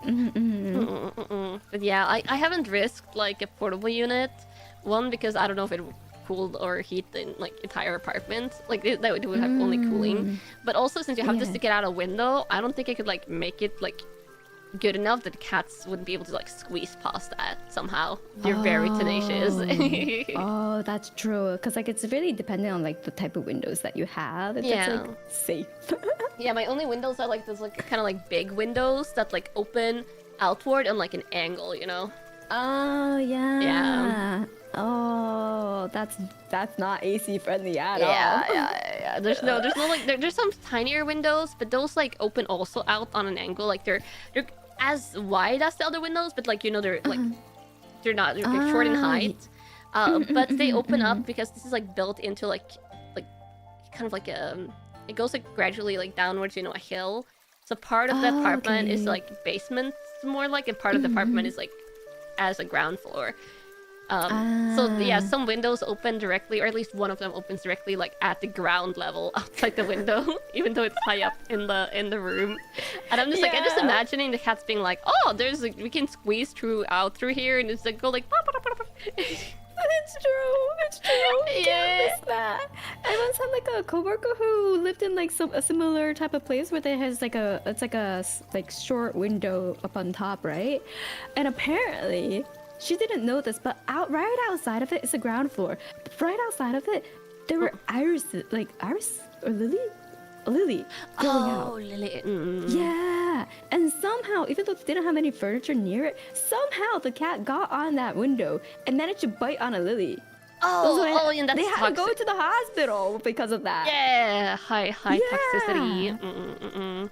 I was like, that's crazy, because they were like, we don't have any furniture near there. I don't know how they got there. Yeah, the cow. I was assuming the cow was safe, hopefully. Yeah. So they'll find a way. Yeah, traumatizing. there. Oh wait, I was kind of curious, since you live with cats. Do you have plants, and also how many plants? You're like. 0. Yes, that's what I was wondering. I was like, how did I had a couple of plants, like bigger, like cat-friendly plants. You know, it's like there's like especially like a palm, like indoor plant, like kind of like grows like almost look like bamboo stalks, but they grow like a lot of leaves, like kind of like those palm-like thingies. Yeah. I had a couple of like bigger ones of those that you can easily tip over, and my first 2 cats were like fine with them. Occasionally they would chew on the petals, but it was like non-toxic, so it was fine. And then I got my youngest 2 pair of brothers. And one of them, I 3 times I woke up in the middle of the night, it's like a chunk, and I was like, what was that? What was that? And like we run down, and I see him just like standing in the soil of the plant that he tipped over and looking at me so proud. And I was like, oh god. And once I even caught him because like he was still a kitten then, so I put one of the plants on top of a box. But the problem was the plant pot itself, and none of them were breakable. Well, as a precaution, just in case, none of them were breakable. Yeah. It was like this kind of like, what do you call this? Like weaved baskets type, like, you know, with the kind of like rough edges. So I turned around once and I saw him just like hanging and climbing up on the weaved material because his claws, of course, could gain purchase there. And I was like, I was like, oh, I see, this is how you're doing it. And after that, I gave the plants away to my mom. I was like, I see, we're no more plants. Yeah, like honestly, like my roommate's cat was apparently like super chill with plants, like took no interest, right? But my tapir, Mimir decided that any plant Mimir sees is food. Oh. And even if the plant isn't poisonous, it'll still agitate the stomach enough. So then we just see green vomit on the floor, and we're like, Mimir! Yeah. It's the death of the plant babies. Mimir's just gotta eat, you know? Yeah, I gotta eat. So like, it's like Mimir's so plump because like Mimir also keeps stealing my roommate's cat's food because my roommate's cat is like super unfood motivated. So like he'll leave some food after like finishing his like he's like, okay, I ate my fill, I'll leave the rest, right? And then Mimir is like and start eating like I have that issue with a couple of mine as well. I have to watch them like a hawk after 3 times. Like Leora came over like last week, and then like all she would say the time that she was over was like, Mimir, you're so fat. You're so fat. Chunky Mimir. I'm like, stop fat shaming Mimir. Mimir's trying his best. It wants to be round and roly-poly. Yeah, Mimir just wants to be round and rotund. Yeah, I feel that. I have one of my cats. Ironically, is one like my lightest cat, but he needs to lose like I think 200 grams to be like more ideal. So he's like I'm taking them on their yearly checkup like within a month. I think all of them like within 1 month or like 6 weeks or something. I think I'm going to get comment on him being a little bit too chunky. A little bit too chunky. Like I literally got like a comment on that like a year ago. I was like one of the other cats was like, they're a little bit chunky, but I think that's just because he has like the little like hanging belly that cats have. He's actually skinny. But he's not the issue. This is Jen is the issue, and he's been on a quote unquote diet like the last month or 2, which means I've reduced like his food by like 2-3 grams, and I'm not giving him like excess treats. But he has noticed those 2-3 grams, and every time I weighed him, because I have like one of those like pet weights that can weigh like down to kilos and grams. Yeah. Because I've had periods of like them being like not eating properly, and I want to like keep track of that. And like I've been weighing his other brothers, and they're doing good or like gaining or like losing where they should. But he has just weighed within like the same like 10 grams, I feel like, every time I weighed him. Or he's gone like slightly up and then like slightly down, or slightly down and then up again to like the same general thing. And it's like, how are you doing this? I'm giving you less food now. How are you not losing weight? It's like, I'm finding the food somehow, but I'm finding it. Yeah, and he's been like complaining. The thing is, like, he actually doesn't really eat too much. He started lately going after, especially one of his brother's food bowls sometimes. Because I had like Tomo, one of my youngest cats, was like almost not touching his food. But the last couple of days, I changed the treats that I put on top of his food to different from the others, and now he's like chowing down on all of it. So. Yeah, so that's not an issue too much anymore. But yeah, Jin just keeps on being like, he's like, we'll walk in the background like 1-2 hours after dinner. I'm just like, you have eaten all your food. You've gotten an after dinner treat, sir. This is just because you. I'm just like, you're not even losing weight. I don't know what you're complaining about. Like, mother, I'm starving. You haven't fed me properly. Yeah. That's what he's doing. He's being a very big drama boy. It's a very big drama boy around the person. It's true. Mimir just like comes around every single time. Either I or my roommate is in the kitchen because I hear Mimir just like yelling at my roommate, and I'm like, Mimir, come back here. Yeah. Whenever anyone is like, in the kitchen, Mimir just starts licking their lips and going like, and I'm like, no treats for you. You're. Yeah. Oh god. Oh, we have the same attitude, cats. I'm like, please, you've been fed. You had your dinner. You had treats earlier. Yeah, the nom noms. The nom nom cats. They like the nom noms. It's never enough. It's never enough. Except, do your cats do this? When you get like when you're like one bag of food runs out and you start like the new bag of food, they hate the new bag of food for like 24 hours. Oh, they don't like so the change. What we do is that we have an auto feeder. So then we just like start mixing the new bag. Oh, of you start food. mixing. Yeah, I've tried doing that. So they somehow know. Oh my god. Yeah, they're very picky. Dang, like we have like the auto feeder is like pretty big, so then like once it's like half, we start adding in the new bag, so then it sits there for like a day or two. Yeah. But yeah, that's smart. They're letting it sit. Yeah. Yeah, like festers in that old food scent. Yeah, they're so picky though. Cats are so picky, and this I didn't know before I got cats, but their digestive systems are so fragile. It's so fragile. And at the same time, they want to consume plastic and cardboard and tree wood, and I'm just like, how does wild cats even stay alive with like all the like plastic trash that is like randomly like outside? How are wild cats alive, like outdoor cats?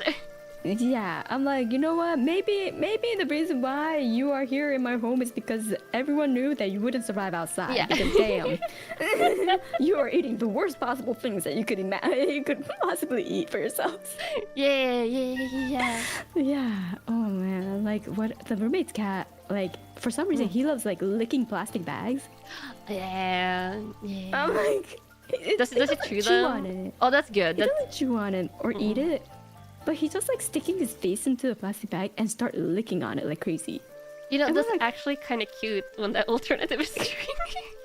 It is really, really cute. And then eventually he'll like keep the bag on, because it's like one of those like really thin like grocery bags, you know, like that you put like the food directly into. So it's like really thin and light, right? So usually at first we're like, oh no, he's gonna suffocate, so let's take it off. But then like eventually he'll just like keep it on his head and start running around with it. And you just hear. Oh my god, that's adorable! So we just eventually like put a little air hole at the end just in case, and then just let him go crazy. And we just hear him running around crazy with like a little like crinkling bag just on top of his head. Yeah. I love that. This is adorable. Cat shenanigans, but at no risk for the cats themselves. So cute. Yeah, I wish my cats did that. In contrast, I come home with grocery shopping. They run over to the bags. Especially my two oldest ones are by far the worst at this. And they run over to me and they're like, head pat. And immediately after head pat, they want to chew on the bags. They start chewing on all the handles, and they're so big and their teeth are so like sharp that they will like tear off like pieces right away. So I let them I let them like chew a little bit, but like if it's longer than 30 seconds I stop them, because then that's reaches like chewing territory. Oh my god. Yeah. they just love chewing on that plastic. Yeah, and it's like the feather toys are the same. Like it's like you'll chew over chew off the feathers. And there's one of my cats that does that, and it's real bad. Oh my god. Yeah, that's crazy. Like, cause I don't think Mimir doesn't really chew, except like not on like my chair for some reason. Maybe it's because it's like Kokone is spending too much time on the chair and not enough time with me, Mimir. Mimir, no! This is an expensive chair! Stop it! But yeah, like I don't think my roommate's cat chews on anything either. So thankfully we haven't like. Oh, there's one thing that her cat chews on. It's the worst thing too. It's like, you know those like thick foamy like mats that you have for like, you know, when you have like an exercise like a yoga mat or something like that. Yeah. He chewed on that apparently when he was a baby. Oh, and he likes to gain the taste. And he ate a chunk off. And obviously it's not biodegradable, like it's not going to get digested, so he had to get surgery to take it out. Whoa!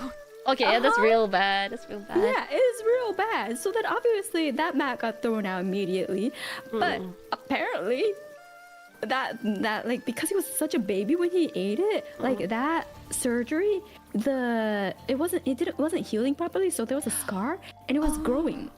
Yeah, so it closed up his intestines again, so he had to get surgery again for it. But anytime he goes to near like any sort of softish plastic, he starts chewing it, and we're like, no! Yeah. Oh god, yeah, he's got that taste for it. He likes it now. Oh my god, how are cats alive? I know. I'm like, how are you alive? How are you so stupid? Yeah, they like explore things with their mouths as well. It's like the plant eating. I'm like. They're constant babies. They just need constant supervision, and you can't take your eyes off them for even a second if they're around something new. Yeah, so no softish like foamy plastic in this household. yeah, that sounds like a really good idea. Oh, true. Cats have trained humans to keep them alive. That's probably why. You know, fair. We do keep them alive. That, you know, maybe that's on us. Yeah, they're trained us. They're like, the human servants will ensure our survival, and we'll just do things. We don't have to think, right? We no longer need cognitive thought. We're just live. Absolute insanity. Oh my god. You know, but like, have you ever thought about like, what if we become like that? What if like we become so reliant on like computers and like AI assistants? Will we become like that? We'll just become like we can't do anything on our own. Oh my god. Will we become the cats? Oh, I hope not. I mean, I hope it doesn't. I hope it doesn't descend into. Have you seen the Wall-E movie? Oh yeah. Oh yeah, like the humans, they just like get like those hover chairs, and like the AI and like robots like cater to everything and become like useless. This is like eat stuff. All form of bone. Yeah, that was like actually a little bit terrifying if you think about it. I know, it's like, oh my god, they have trouble walking. That's crazy. Yeah. Oh god. Yeah. But they turn around at the end of the movie, but yeah. You know, we can think about how you feel after a few hours without an internet connection. We might already be dependent. That's true. I don't like being without internet. Oh. Suddenly you can't listen to your Spotify music, or if you don't have if you wanna, it's like, obviously if you don't have internet you can't stream, and then you're like, I could watch a movie while I wait to get it back, and it's like, oh no, all the movies are on streaming services. and then there's so many games you can't play if they don't have online connection, and oh god. You know, I think like, because like where I live, there was like blackouts pretty often for a while. So I'm pretty okay. I'm like, you know what? I could live. So I would go out and walk around for a bit or something, and then come back and then sleep. Yeah, we have books too, though. Yes. Yeah. As well. Have books. Yeah, but could definitely see people already going crazy without internet. Yeah, or like a phone. Yeah, I have like an internet outage at my last apartment that lasted like 3 days. I thought I was genuinely insane by the end of it because I had like barely any music on my PCs. I wanted to like listen to music and like read a book or something. But I didn't have any really like, good music to listen to, and I couldn't go on to YouTube or like catch up. So I was using like my phone data to catch up on like social media and stuff. And see, I was perishing. When I got it back, I was like, oh my god, thank God. Oh no, Kanna, it's starting. It's already took a hold on. No, it's like you wouldn't have on like background VTubers while you do stuff, like even in, like doing chores or things like that. You want to have something on in the background, and it was actually quite bad not having that. It's true. Like although like I don't know, sometimes when I really get focused on a task though, I don't have anything on. I just work in straight silence for like hours. Yeah, sometimes silence can be nice. That's true. And sometimes doing definitely housework, you can't hear anything over like vacuuming. Anyway. Yeah. I mean, AirPods are pretty good, I found. Oh, actually, I don't have AirPods. I don't like the in the air. I don't like it either. Yeah, it gives. I don't know. I feel like it hurts after a while, and I've tried a lot. Like I just think it's like uncomfortable. So I have to like over the ear, like it doesn't have to like be like the sound canceling headsets, but like any type of like headset just goes on top of your ear. I'm actually like recently I've been using this like thing called like shocks. It's like the vibration ear thing that goes like a little over the ear, and then it just sits like right in front of your ear, and then like it sends the vibration, and that's how you hear it. Whoa, I've never heard about that. Yeah, so is it a newer thing or? It's been around for like maybe a few years, but it is on the newer end. Yeah, so it's been doing pretty well. Like obviously the sound quality isn't as good as like obviously like over the ear headphones, where the sound quality is a lot better. But like the bone conductive technology is pretty nice. So that's fascinating. Yeah. I use it a lot when like I'm going to be having a conversation for a while, like a few hours, because if I wear headphones, the top of my head starts hurting. Oh yeah, I love it. Like it'll be like even though I have like a super comfortable one and a little bit super loose, there's like a couple of points where it connects to your head where it will be like you just like readjust your headset or stuff like that. And I feel like it probably you'll get like the thing on your skull where you're like if you shave off your head you have like a headset then. I was like I can never shave my head, one because I don't want to, and two because I don't want to see any evidence of headset dent. We probably it's like I feel along the top of my head, and I feel like there's maybe like it's a tiny bit like goes. I don't like contemplating it. I like feel it. I'm just like no.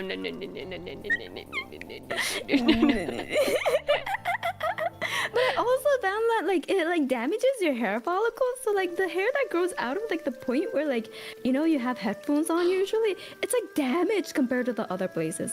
Oh god, it's time to start adjusting where you wear the headset. Just like where on your head you have it. Yeah. So then I was like, okay, you know what? I'm gonna stop you wearing this but like obviously for like vocal recordings and stuff, like you need it. Yeah, and also for streaming, I would want to have like my full like audio setup with headset. But yeah, that's a good idea. Actually, I'll look into like something like that. Coconut with all the slice of life hacks, like life hacks. Yeah, it's like once you start doing things for a really long time, you're like, well, wait, it's actually making a mark on my body with like a dent and stuff. So I'm like, yeah. Actual long-term trauma. Yeah. Yeah. No, it's not the fact that the headsets are tight. It's that they're heavy. Resting on your head. Yeah, they're a constant weight. I mean, if you have, I feel like imagine. Yeah, I think you can liken it to like people that wear like corsets over a prolonged amount of time, like really tight corsets. Like their bones literally get like you get like pressed inwards, like your ribs. Like your bones literally like change because of the gradual like pressure over time. I think it's like kind of similar to that thing. And then you have like the neck ring tribe where like the women like wear like progressively more neck rings. So their necks don't grow longer, but like their bones, like, the bones get pushed downwards. Yeah. So the neck appears longer, which is terrifying. But yeah, it's like just the constant pressure over time. Yeah, it's not like tight or anything. It's actually pretty loose.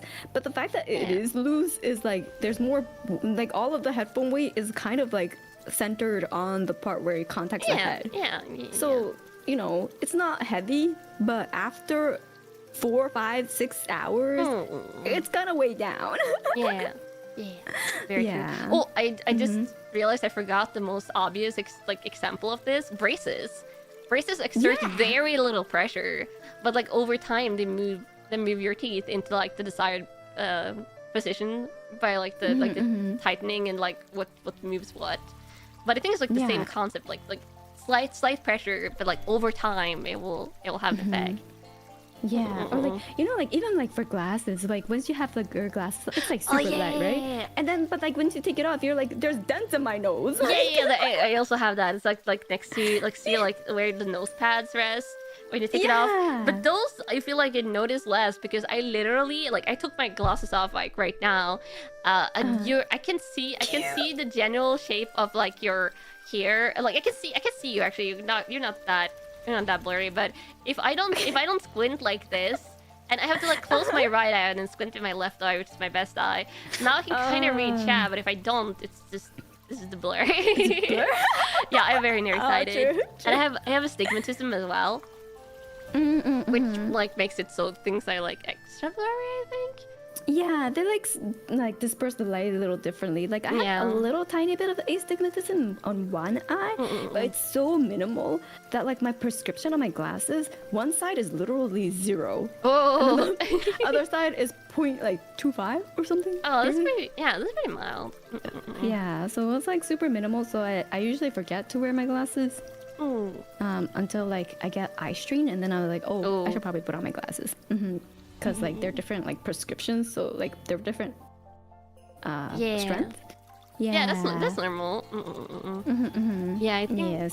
Yeah, for me it's like a case of if I don't wear them, I get like dizzy, super like you get like a headache and like dizziness because it's like you just can't, like your eyes are trying to strain and focus, but it's not like getting anything out of that. It's a big pain.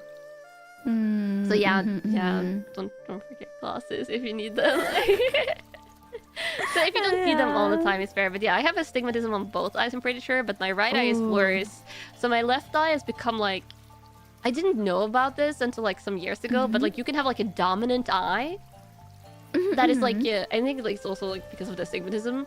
It's like if I like close my right eye, sometimes like my left if you close your right eye, like nothing will change, but if you close your left eye, it like your like vision shifts a little bit, and that's because like you're mainly looking out of like your left eye, and it's so weird. Yeah, I have a dominant eye too. It's my left. Wait, which one is it? I have to check. Mine is my right eye. Oh yeah, mine is my left eye.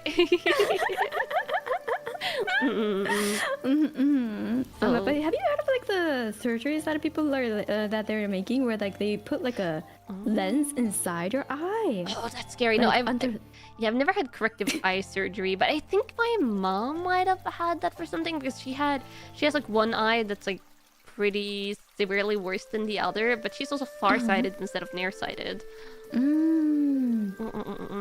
Yeah, because I heard like the ones where you put like the lens inside like is apparently like comes with less side effects. Because I know LASIK apparently like you can get really bad dry eye.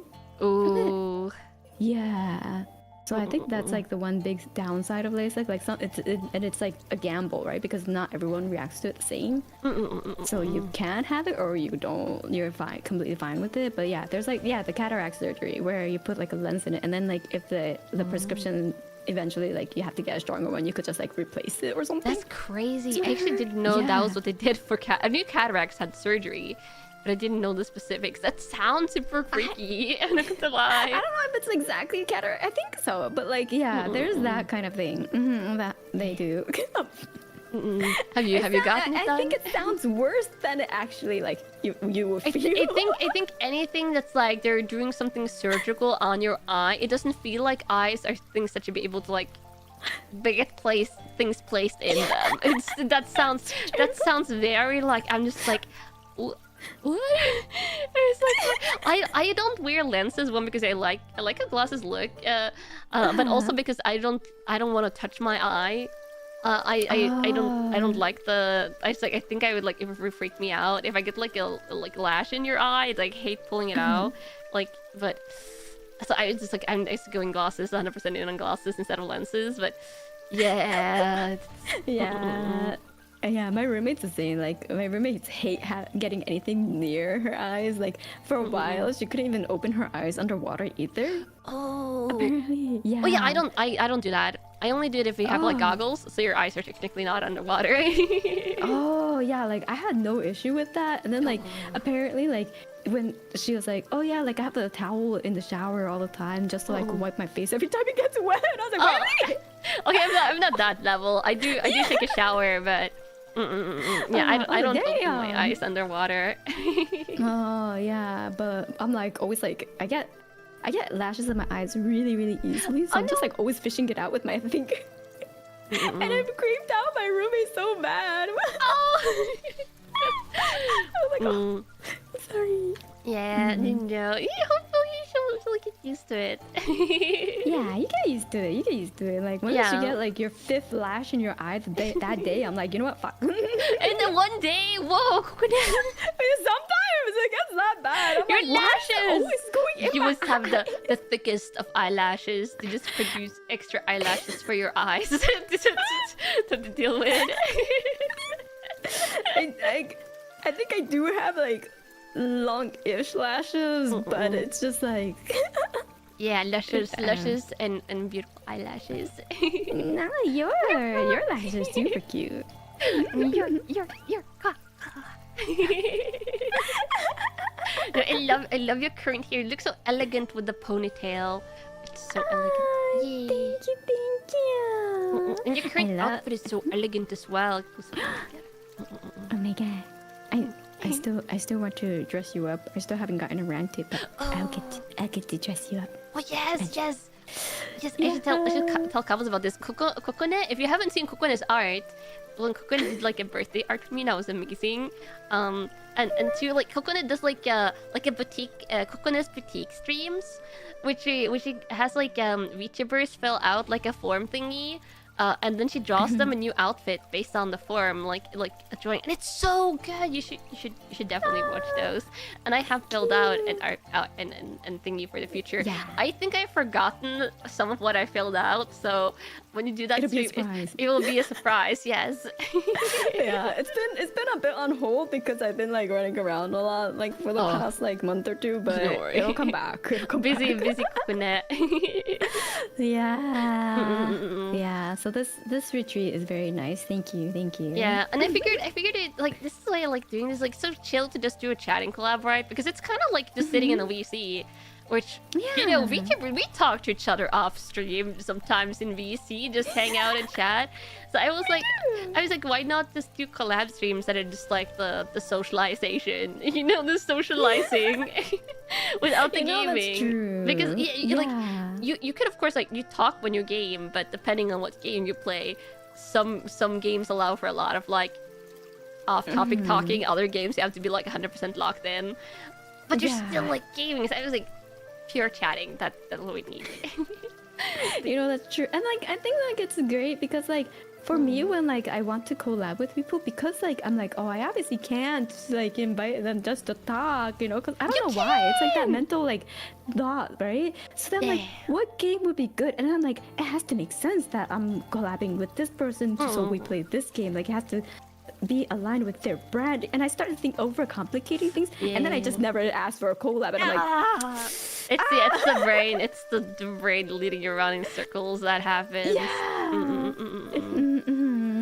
Yeah, it's like always when I like want to do a game for a collab, it's like your brain's like always like who should you play with and stuff. But yeah, you should definitely, if you want to collab with someone, just do like chatting collabs. Like it's really fun.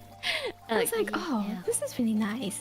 You can always like, I think like doodling collabs are also good with that. Like place for doodles and chatting, but this is like you don't have to do anything. You don't have to have a game up. You can just sit and chit chat. Yeah. At most maybe like googling some pictures if there's something like we're talking about that the other person doesn't know about and stuff like that. For one of the previous ones I did with Daya, I was like googling a picture of tomato beans, like Norwegian tomato beans, and we got it. Norwegian tomato beans? Yeah, like canned like beans in tomato sauce. Oh wait, that sounds amazing. I love beans. Yeah, it's like sounds so good. Yeah, it's like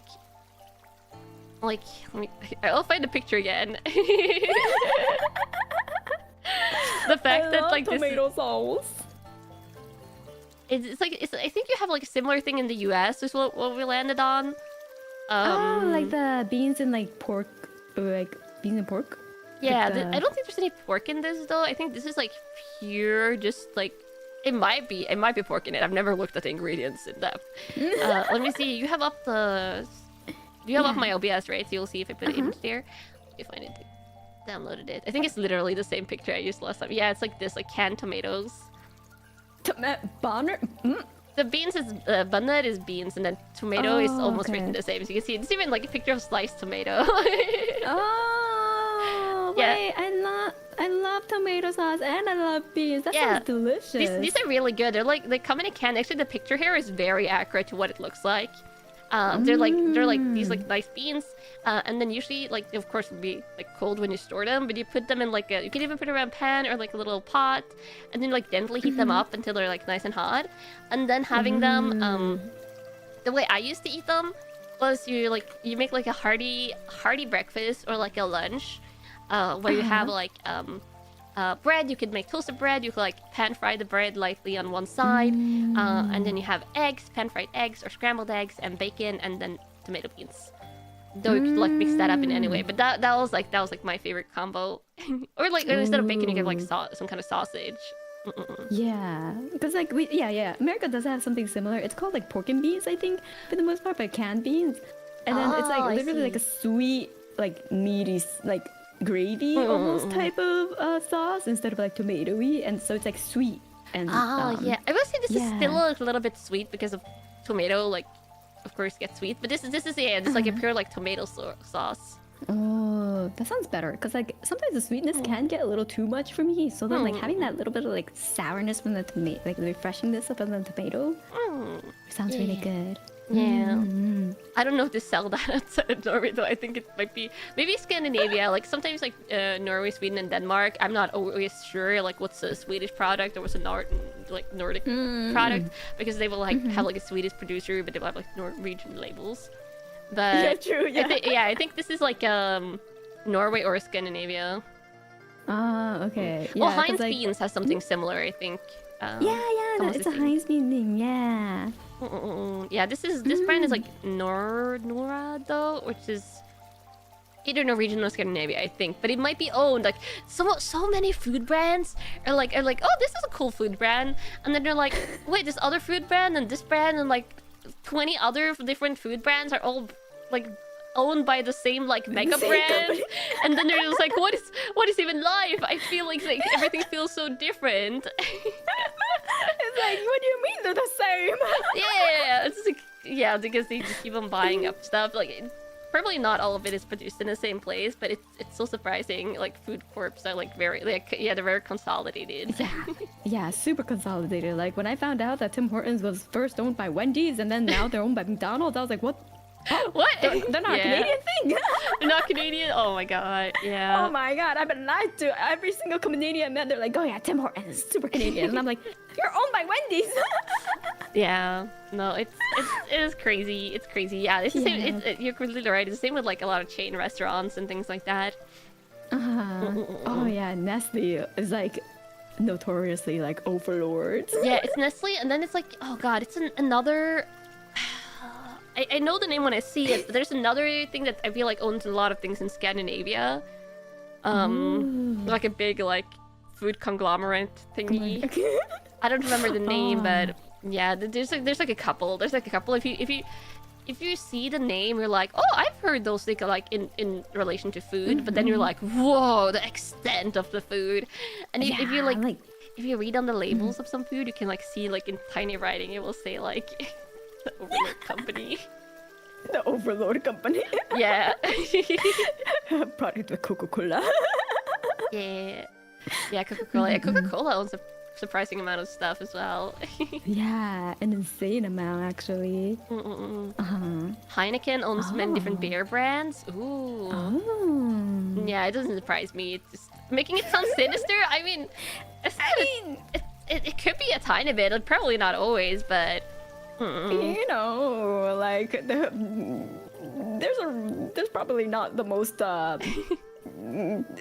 think like you best want, reasons. Yeah, you want them. If you want prices to low, you probably want a lot of people to like compete with prices.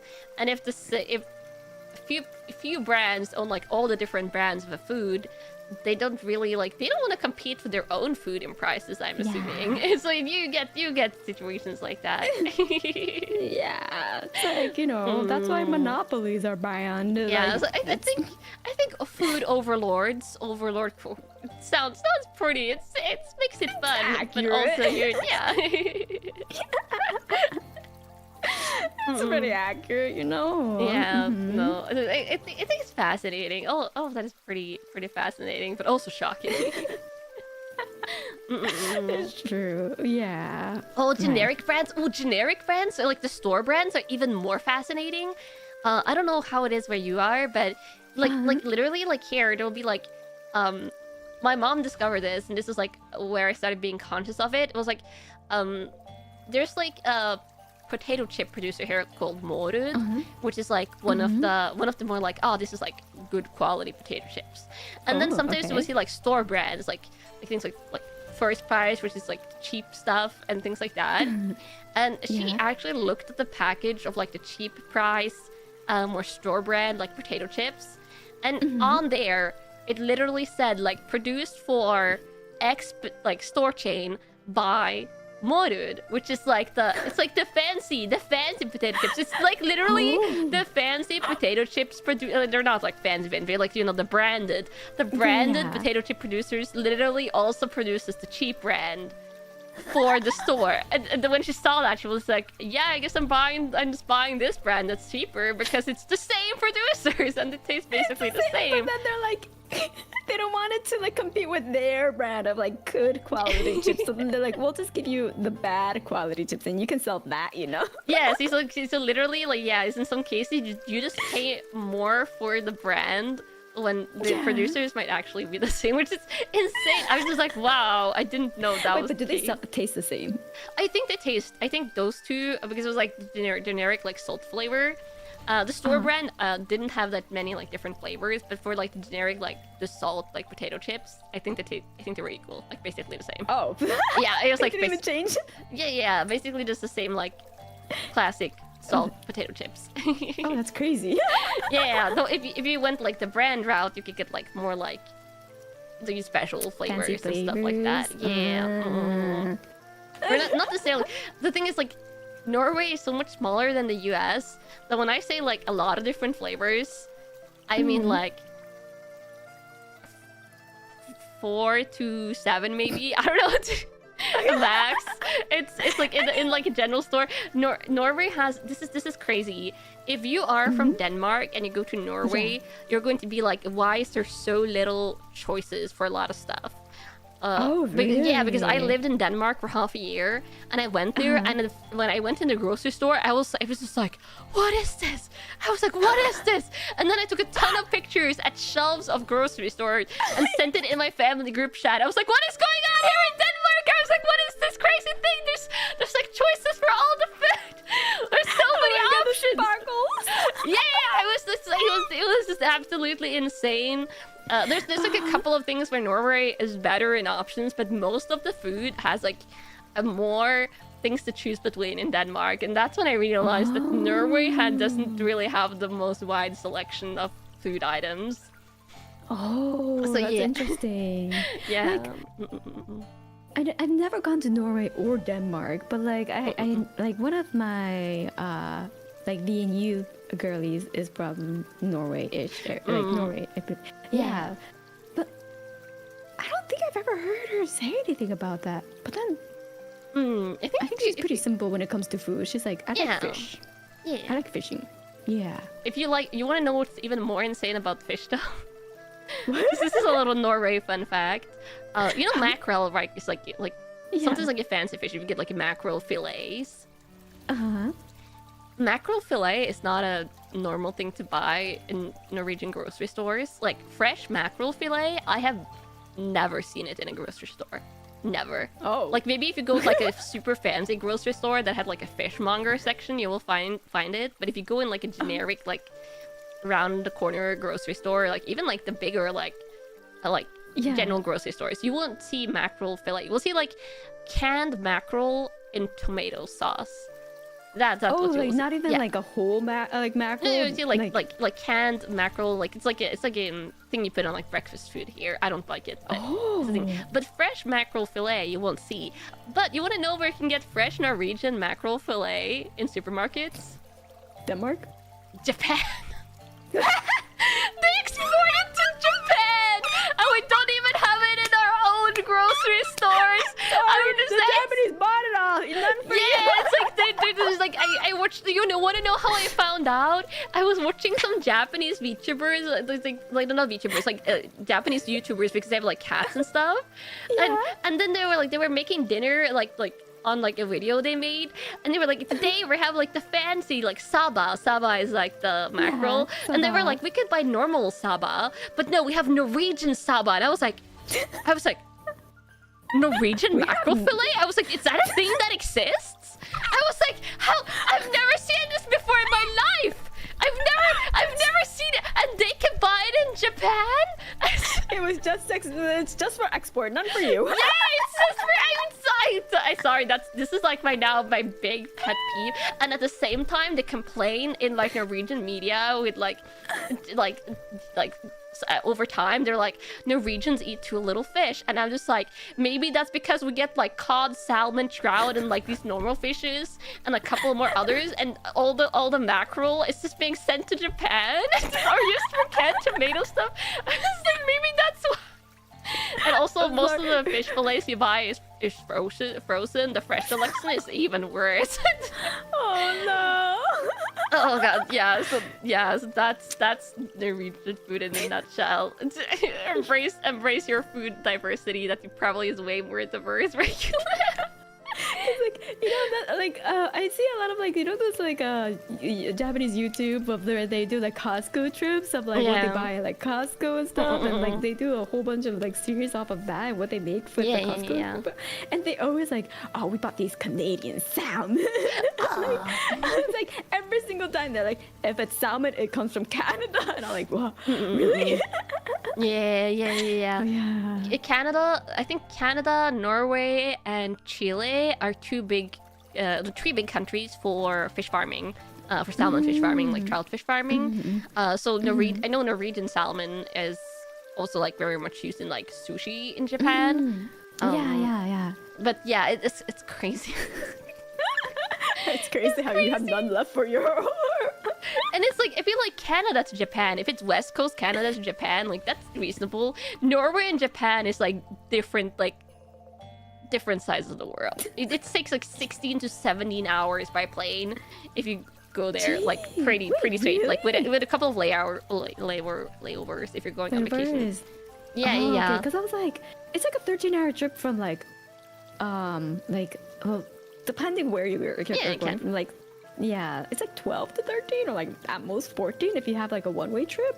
Yeah, like, that's non-stop. Far. Yeah, so I was like, it's further. Yeah, Norway is pretty far. Funnily enough, Norway and Japan is almost the same like size-wise, like when it comes to the land area. Norway has like 5-something million people, and Japan has like 125-something million people. And then like most of them are just in this one city. Yeah, the density of people is way different. Yeah. Oh, it takes longer nowadays apparently also. To go to Japan. Oh, because of Russia's airspace. Yeah. It's still like takes a long time. It's insane. Yeah. That makes sense. Okay, that's true. Certain airspaces are more like closed off. Yeah. Yeah, but the import-export of like food products so fascinating and strange. Yeah. Wait, like I guess like for airspace might be long, but maybe through the water like channels, it's more reasonable. I think it would take longer. Like maybe like commercially they're transporting if water, like they probably have like, I mean they're probably being transported frozen either way, but maybe boats have like better like free storages. Maybe. I don't know. But yeah, I honestly don't know if to transport that like frozen or by year, but yeah. I think like fishing year or by boat, but yeah, I think like a lot of ships have like free like flash freezing facilities now, like fishing boats, which is pretty cool to think about because then you're like retaining that freshness. Yeah. Immediately. Yeah, just confirming per ship is a lot longer but cheaper. That makes sense. Yeah, that makes sense. Yeah, and like, because like, ships in general, like probably like the amount of space you would have for storage and what you would pay for like space storage would probably be like like airplanes are smaller, probably for aerodynamics than a ship is for is for floating around. And like to an extent, like you can make use of like currents and like the wind while playing. You're literally fighting against gravity the whole way through. So yeah. Oh, it takes a bit more than a month from Europe to East Asia apparently by boat. Oh. But if camels, I trust camels. We're not googling ourselves right now. Yeah, you know we have a conversation to hold. We're not gonna be just like. Yeah. Don't you think it's fascinating how much knowledge you learn from your chat? And you're just kind of like assuming that it's correct, or you're like more like hoping that it's correct. Yeah, I actually, although for me, I usually like fact check them immediately on the spot. Oh, you just like put them on the spot. I maybe if they're disagreeing with each other, I feel like I would check it out. But oftentimes I'm just like, oh, is that true? Is that the case? I'm just going, oh, I see. Maybe I should fact check more. I gotta keep them on their toes so they don't give me false information, you know? Or your uncles all work at boating companies. Trust. I like that the username for that is uneducated kidney camel. Yes. Meanwhile, Coconut teaches the coconuts. I don't know what you're talking about. Wait, what are you teaching them? You know, maybe some things are better left unsaid. I mean, I keep on trying to drill into everyone, and this is important for you as well, Kokona. You should not eat ducks. Ducks are poisonous. And I'm not saying this in anyone with a vested interest of ducks not being eaten. So I would very much like to spread the word that totally ducks should not be eaten because of mysterious poisons that may or may not be in ducks. But oh my goddess, so it doesn't work on me. No, it would also affect dream goddesses. Totally, ducks are not delicious. It's just the toxins. Ducks, they're so good. No, not the ducks. I mean, It's not ducks taste awful, okay? It's the poisons. It's the poison. I don't know, that was pretty tasty.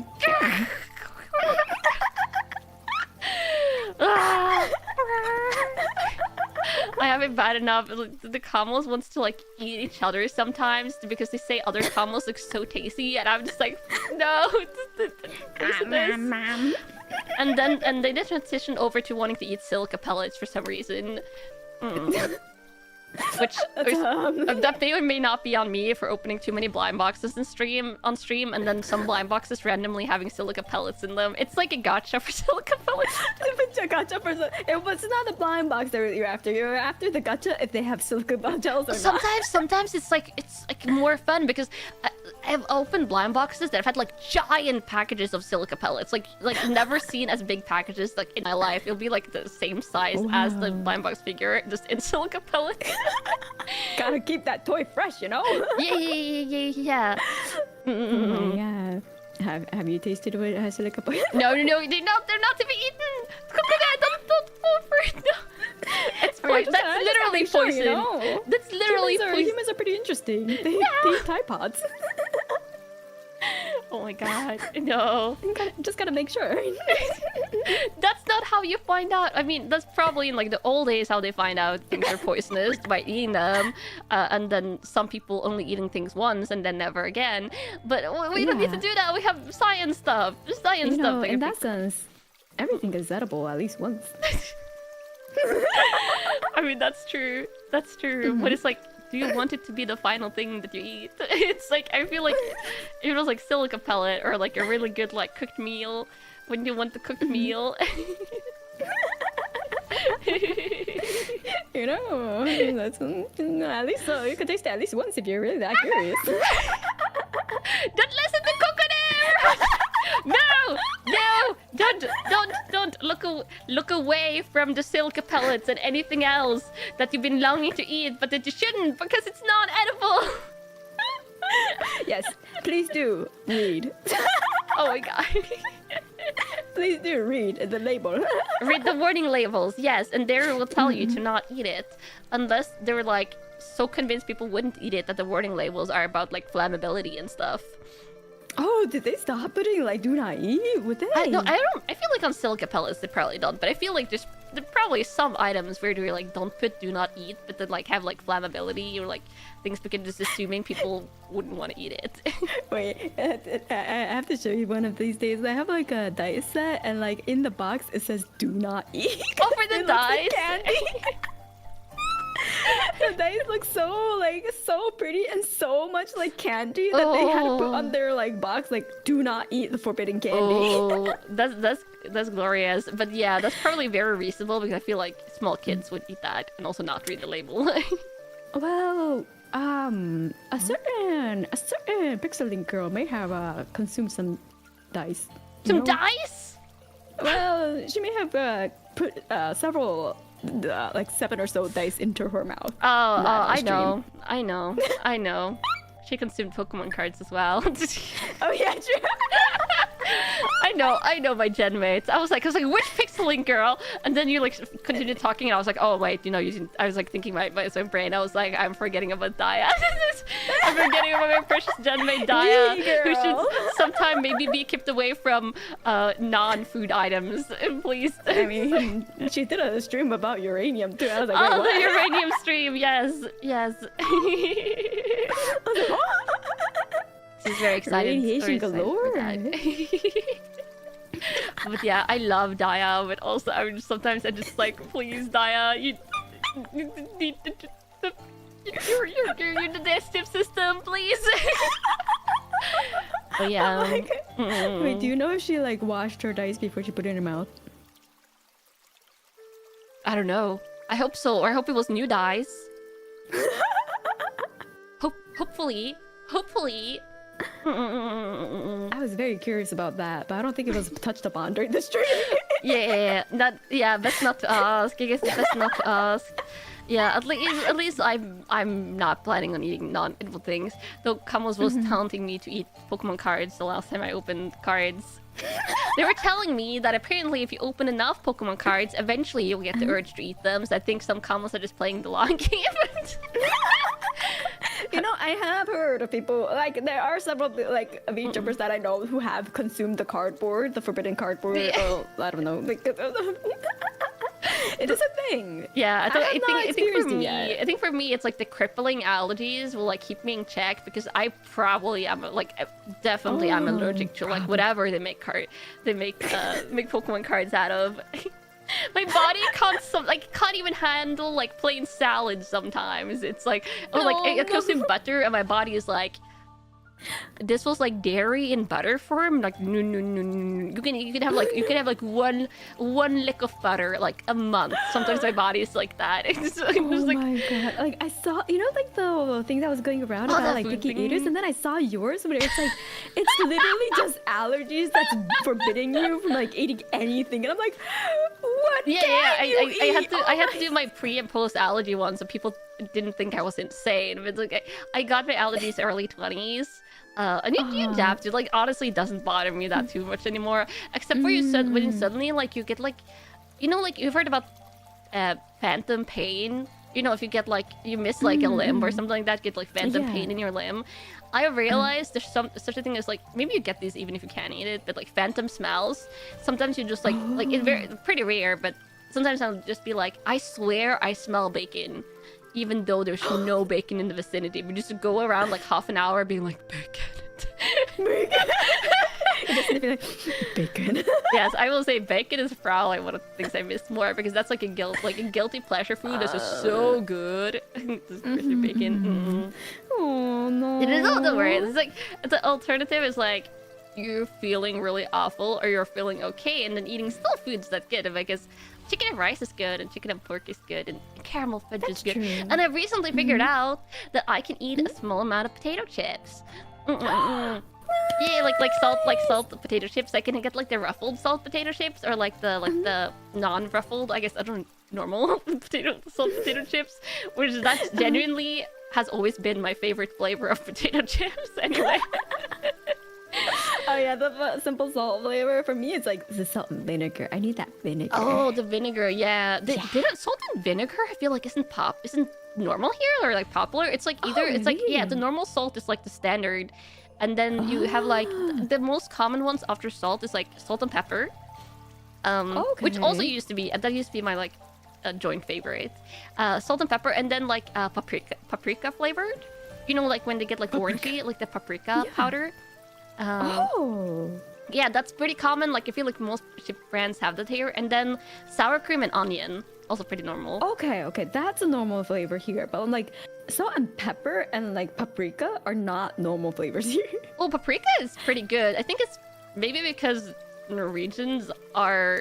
I mean, there's not a lot of spice in Norwegian cuisine, just to put it like that. Like, we have like food from other cuisines because again Norwegian cuisine is kind of boring in the long run.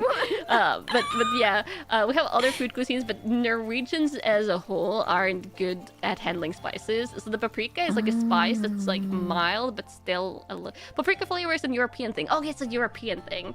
Cause like I do think paprika on chips. Salad, yeah, like I love paprika. I love putting like paprika and like cumin into like this little like mix. Yeah, to get that like barbecue and then like the hot like cayenne pepper or like some sort of hot pepper to like make it that spicy barbecue flavor. But like I've never seen it in like a straight up just paprika chip flavor. Yeah, it's very common. Maybe I'll like take a take a picture of the chip flavors next time I'm at the store and just show like the common ones. Like you started to see more things like sweet potato chips and like more like vegetable chips, like as people start becoming more a little bit health conscious. But they also have like nacho chips, and actually that's probably the thing that I miss the most that I can't have. It's not the plain nacho chips, but it's the jalapeno flavored nacho chips is so good. They have like a brand that has it here, and I started eating it sometimes in university as a snack, and I was like, whoa, this is the thing, the jalapeno flavored. Or if you couldn't get that, the plain chili pepper flavored, but jalapeno. Jalapeno. You like it as well? Let's go. Wait, but you're allergic to jalapeno. I can't have the spice anymore, but it's the memory of it is nice. No. Yeah, I am very certain I can't have spices and like soy sauce and stuff like that because I cooked even after I got my allergies. I cooked my mom it was like marinated lamb meat that I marinated in like you know, like is it sambal, like spice paste, like you know the spice paste, and like I think it was like it was soy sauce. It might have been like some chili paste and like some brown. It's like a whole mix, you know, like Asian and spicy flavors and chilies and stuff. The marination process was fine, but when I was cooking it, the fumes of the cooking process triggered like a major reaction for me. So I was just like, this was maybe not good. I finished a meal though, and my mom said it was one of the most wonderful like flavored meats and stuff she had ever eaten in her life. So I'm just like halfway. It knocked me out for like a month plus, but I was like that. It's maybe worth it. Yeah. Oh, that's crazy. And I didn't even eat it myself, which is the crazy thing, but my mom really enjoyed it. And she had like leftovers because I cooked a lot.